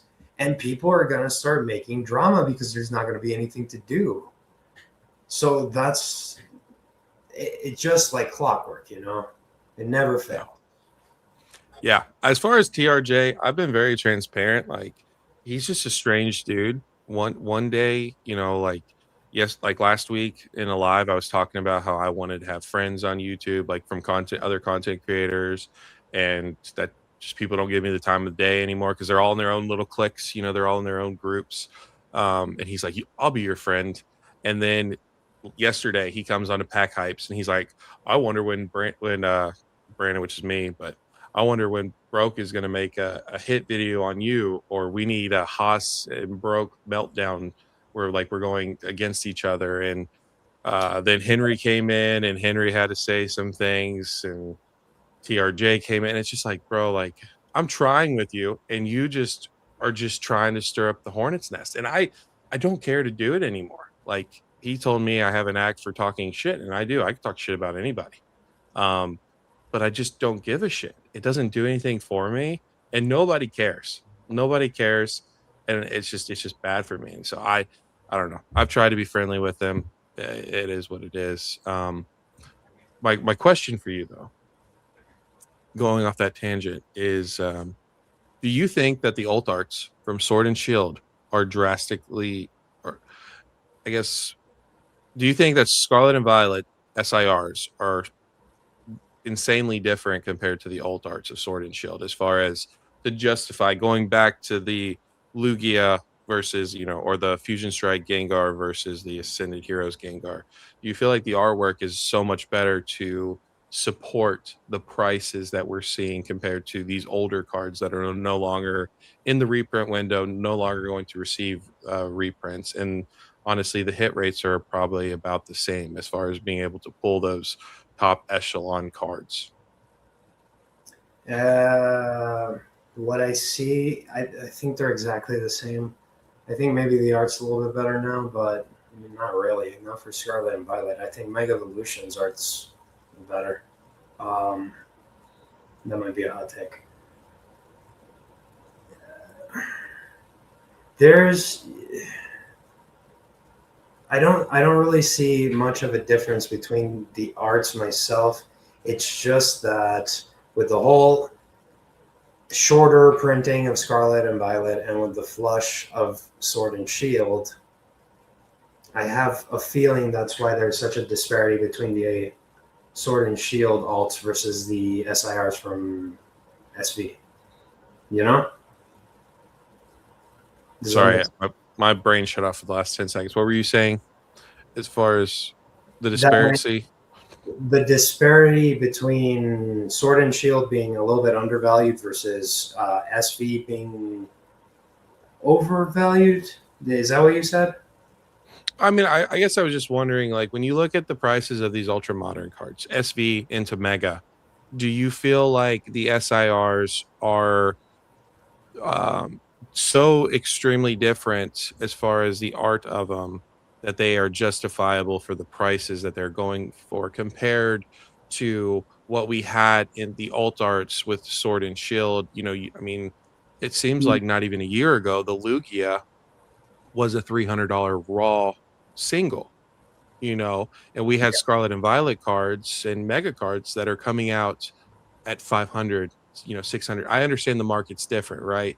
But why are these older cards that are not even in the reprint window, why are they not at least equivalent to these ultra modern cards still in a reprint window?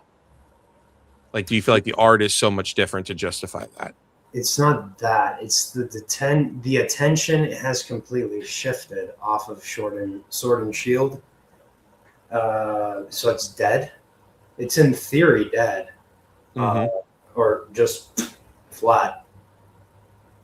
Since there's no attention towards Sword and Shield, that's why people aren't there. But the problem is that people are too into SV. Like, how do I explain this? each time, each era, Pokemon is getting smarter and smart. Pokemon Company is getting smarter and smarter and smarter.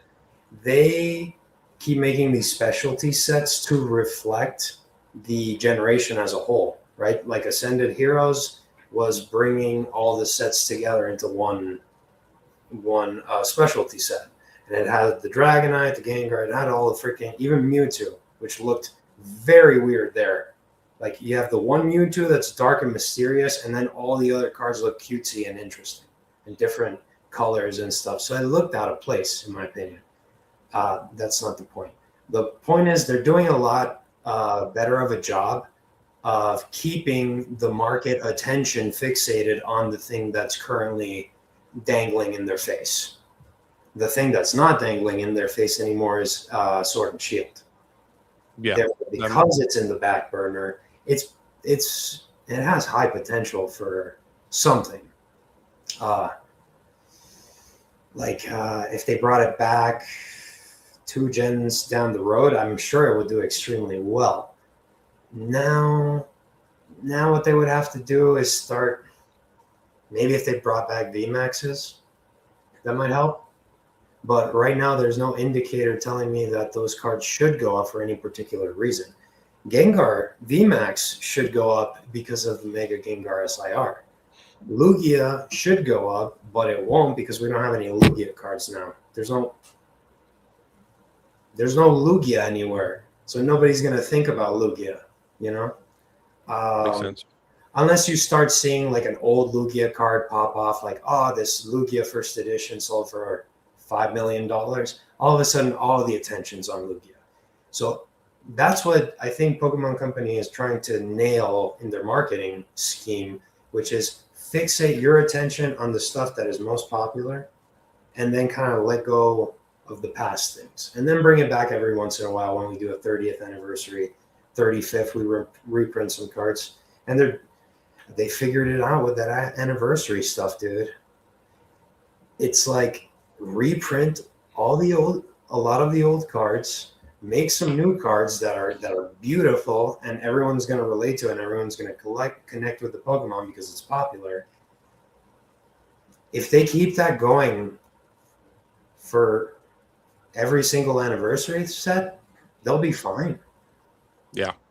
They so far it seems like this is probably going to be the strongest anniversary set that we've gotten, and they're definitely. It seems like they know that the honeypot, as we say in the South, is evolutions. So the fact that we have another Umbreon card and another Espeon card in the 30th anniversary, I don't find as too much of a surprise. Couple comments real quick. Brandon says that he believes, and Korean says the same thing. I believe that as people trying to make something that they were actually a part of worth more than the generation before that they were not a part of. Korean says since the influx of new people who are just trying to make a quick buck, they probably don't even know about Sword and Shield or know what Sword and Shield is. Not being able to. They can't look that far ahead. I mean, behind. Yeah.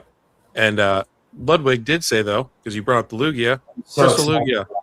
Yeah. Actually, that's a good point. So maybe Lugia does have a trigger. See, I like to think that there are catalysts and triggers. Catalysts are things like PSA that completely shift markets. And then there's triggers. That's something that activates something from either being stagnant, dead, or just to keep it going up. That's a trigger. That Crystal Lugia reprint is 100% going to be a trigger for any Lugia card, in my opinion. Now, if they would make an actual set revolving around Lugia, I think that would be a little bit more hyped, and solely banking on the Crystal Lugia being expensive is not a good idea, because if you look at Celebrations, that was reprinted to the freaking ground, and then all those cards that were reprinted became extremely cheap for a while. Like the Mega Rayquaza used to be a $7 card. Mm-hmm. Birthday Pikachu or the Shiny Magikarp, very cheap cards at one point. So we just have to see. I assume the anniversary is going to flood the market with a lot of supply, like kind of Let's like hope so. celebrations. Um, Hopefully the market gets a little bit turned off from that, and maybe we could go back to normal a little bit.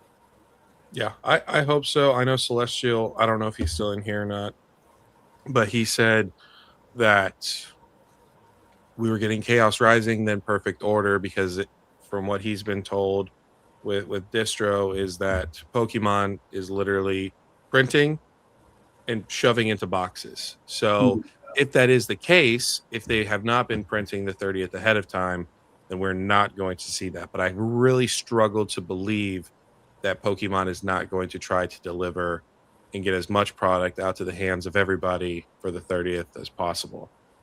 But only time will tell on that. But if you go based off what he's saying, it's not looking good for the 30th anniversary as far as being readily available. Like he says, Pokemon's really struggling. And I mean, they want to apply that artificial scarcity. You know what Bingo. happens with the UPC from Yeah, celebrations. yeah. There wasn't a ton of it. Be careful, you know. Yeah. Let's see. Brandon says buying boxes at MSRP is more lucrative than trying to buy Sword and Shield boxes that are no longer MSRP. There are so many variables. Believe he also says that he believes the Pokemon Company has been printing the 30th of the past year and that it's going to be a massive amount available. Brandon, I'm right there with you. Sounds like FOMO's as well. And them saying that it's worldwide simultaneously release shows that they are confident there's going to be a lot of product available. Um, yeah, I agree. I agree. We'll wait and see. Yeah, I think it's gonna get very interesting, but don't get your hopes up. Don't FOMO for anything too early because sooner or later this will be widely available. It's the anniversary, guys. Pokemon Company wants this to be in the hands of as many people as possible. And like clockwork, we're gonna buy it. We're gonna buy the crap out of it. Yep. And And then y'all after that, well, actually, not even after that. While there's still product being released for the 30th, we will also be getting the Rayquaza set, as long as it is Rayquaza. So that's going to take, I find it very hard. They're going to mess up a Mega Rayquaza SIR. That'll be a big chase. So that might even take away from the 30th as well. Definitely probably take away from Ascended Heroes with how, yeah. decent the 30th seems to be, especially with all these different promos as we continue to get those. So it's not as cut. And then also you take into consideration Destined Rivals. It's going to take away from Destined Rivals because there's a whole bunch of things going on. But the true test is going to be when the 30th comes out, how much supply is there. If it's not looking good, you might want to strap in. But I'm not too worried about getting product at some point for the 30th anniversary. To move in the next 2 months if I want it. In fact, I would be patient, Korean guy, especially with you saying that you only want uh the Crystal Lugia. It's a half art. It should be pretty relatively easy to pull. I'm sure you'll be able to buy that at a pretty affordable price, even though everyone's going to want it. It Yeah. may be like in every other freaking pack, then no one's going to care for it.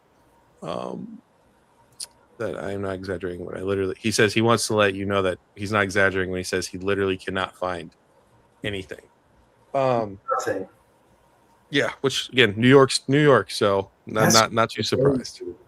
So they're just scalping everything, cleaning, wiping them out completely. Oh, I'm sure. That's not happening here, but here people are listing things like 15% over market price. Yeah. I went in there, I looked at my dad, I gave him this look like these motherfuckers, and we just fucking left, dude. I didn't even want to negotiate. I'm like, are you fucking kidding me with that price? And everything. Oh my god, the singles, dude. I asked for their high-end singles. They showed me this thing where there was like 10 cards. One of them was $30, the other one was like 20 cents each. Yeah. And like this is your singles? And I'm like, what is this shit? All they had was sealed, basically. It was a sealed store. But it was like my first LGS store I had ever been to. That was like 2 days ago. And I expected more, and I was like terribly like disappointed. I mean, it was still cool to see everything. But yeah, first LGS store, they had no singles, which is like the focal point of my business. So Yeah, move yeah. on. My LGS, they don't have a ton of sealed, but they have a ton of singles. I mean, they had, you know, everything from PSA 10 Pikachu promo from Generations to, you know, a $2 Sprigatito full art, you know, and everything in between. They had Mhm. Mega Gengar, Mega Attack Rare, Mega Gengar SIR, Dragonite SIR. I mean, they had all different stuff from Prismatic. They had everything. That sounds Um, great. but again, very little sealed. So either people are buying it all up or they're just kind of mostly focusing on singles. But even their Magic selection was quite big. Their One Piece selection was quite big as well. So I think they're a relatively new LGS as well. So I think they're kind of focusing more on the singles and slab side, which I think is pretty smart.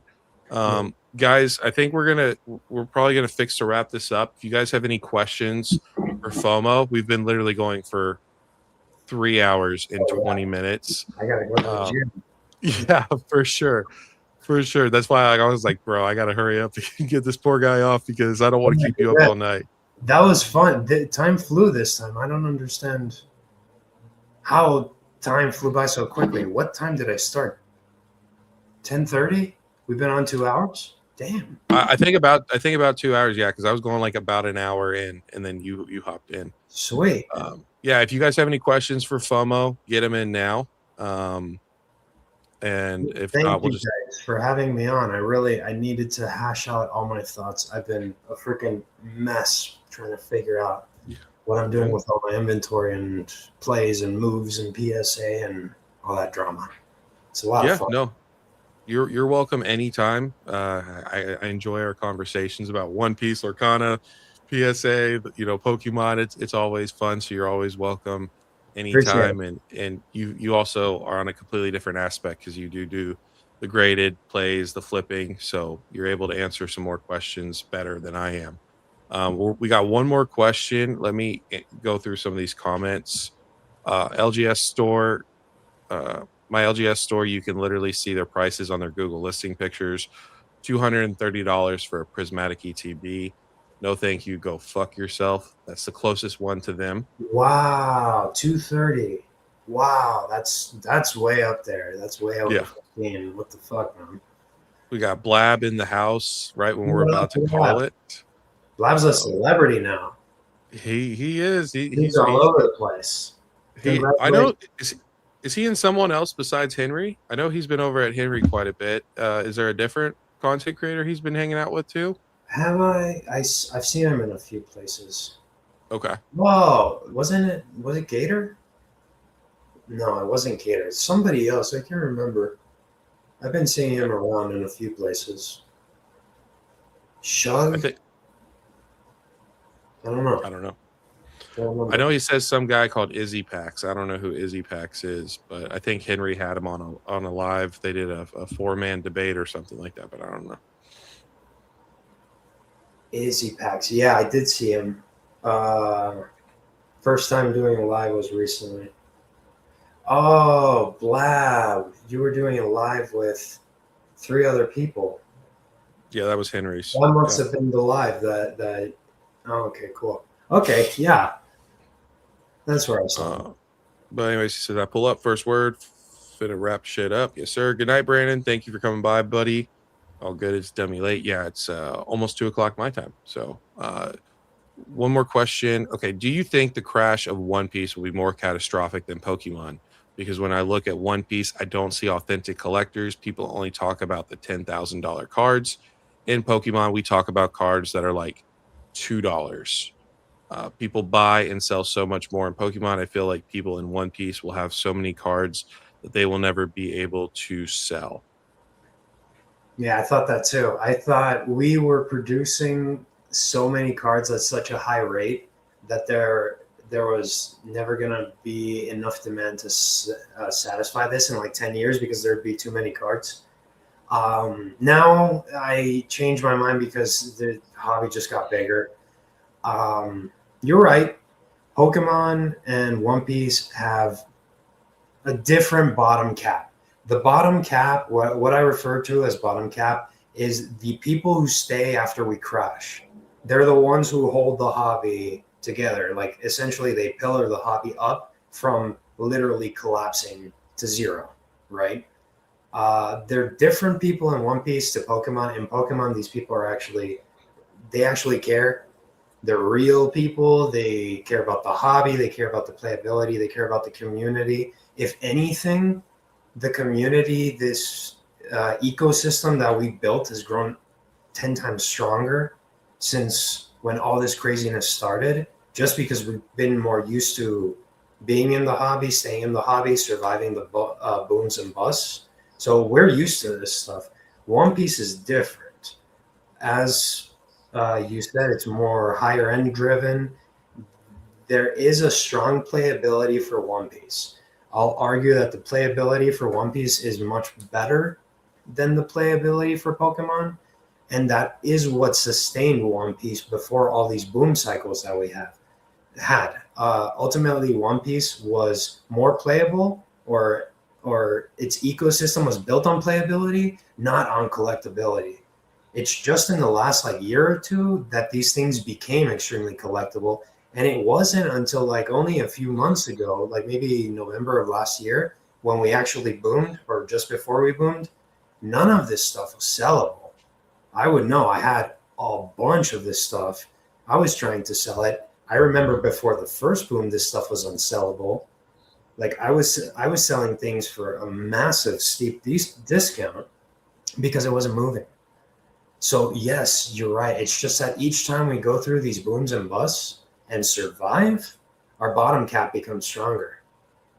So we can lift the weight of the crash each time. And if we Pokemon already has that nailed. I feel like there's a massive influx of people in the background with all this fucking money just waiting for it to crash so that they can buy it up. One Piece is not quite there yet. They're unsophisticated. They're all new. This hobby is like 5 years old or 6 years old, and people don't really know how to navigate it properly. And I like using the word navigate because this is a pirate show. Um, they'll get there eventually, but only through time. Right now, what's interesting about One Piece is what's holding it, as you said, is these high-end collectors.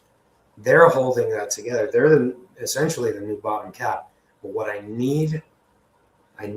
talk to like it's like my thing, but what I need from the market, the One Piece market, is for the players to come back. I need for people to stop bitching and grade cards when we are in bear markets. I need them to keep grading post bear markets into bull markets so that we can have this whole ecosystem of churn and burn. Because the problem I see right now is that we're going through booms and there's no inventory to be had because everyone buys the inventory during the boom, sends it to get graded, all of it gets backlogged there, and then we all get it at the same time, so it goes down. That's not healthy. We shouldn't be doing shit like that. We should just be doing it normally as an ecosystem, have the grades ready. So when the boom comes, you already have all that shit in your closet and you're ready to sell it. It doesn't have to be a closet. It could be a big ass warehouse for all I care. Point is, certain things have to change in the market for it to be actually sustainable. And right now it's not. Pokemon is more sustainable. And Pokemon is proven. One Piece, not quite yet. Yeah. So to answer his question, yes, One Piece will probably get hit worse than Pokemon will. Oh yeah. Right, They'll both do fine though. I'd be more worried about something. I'd be more worried about Cyberpunk. Yeah. Yeah. I'd be more worried about Godzilla. I was about to say that. Right now it's hard to. I'd be worried about MetaZoo too, because MetaZoo 2 is coming out. I'm not worried about Lorcana. No, Lorcana will be fine. They have Disney adults to back them up. Is there? We'll leave it on this. One Piece is mid. Let's be real. It's mid. So, Y'all never liked it. yeah, It's all good. Lorcana's the way to go. Dude, Lacana's way to go. Disney adults for life. They'll go into credit card debt forever. it was just a matter of time. Just Get wait. those Disney fucks villas it up. in Disney World. I hear the villas are very nice. You'll be able to pay them with Buzz Lightyear Pokemon, Buzz Lightyear Lorcana cards. Yes, sir. All right, FOMO, you got any last comments to make before we wrap this up? Anything you got to get off your chest?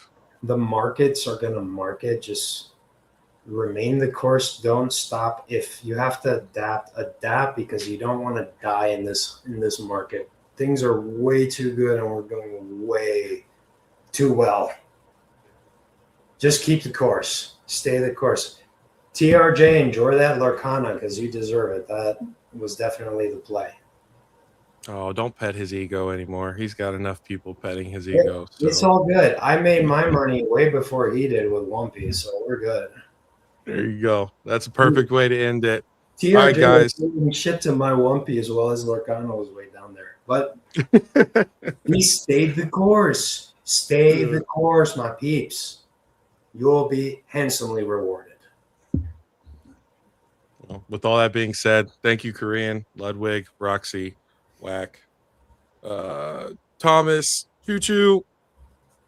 I said Korean, Blab, anybody else. Thank you, of course, iFOMO, for coming on. Appreciate you as always. We'll see you guys next Wednesday, if not Friday, for a live. Thank you guys. We'll talk to y'all later. Take care, everybody.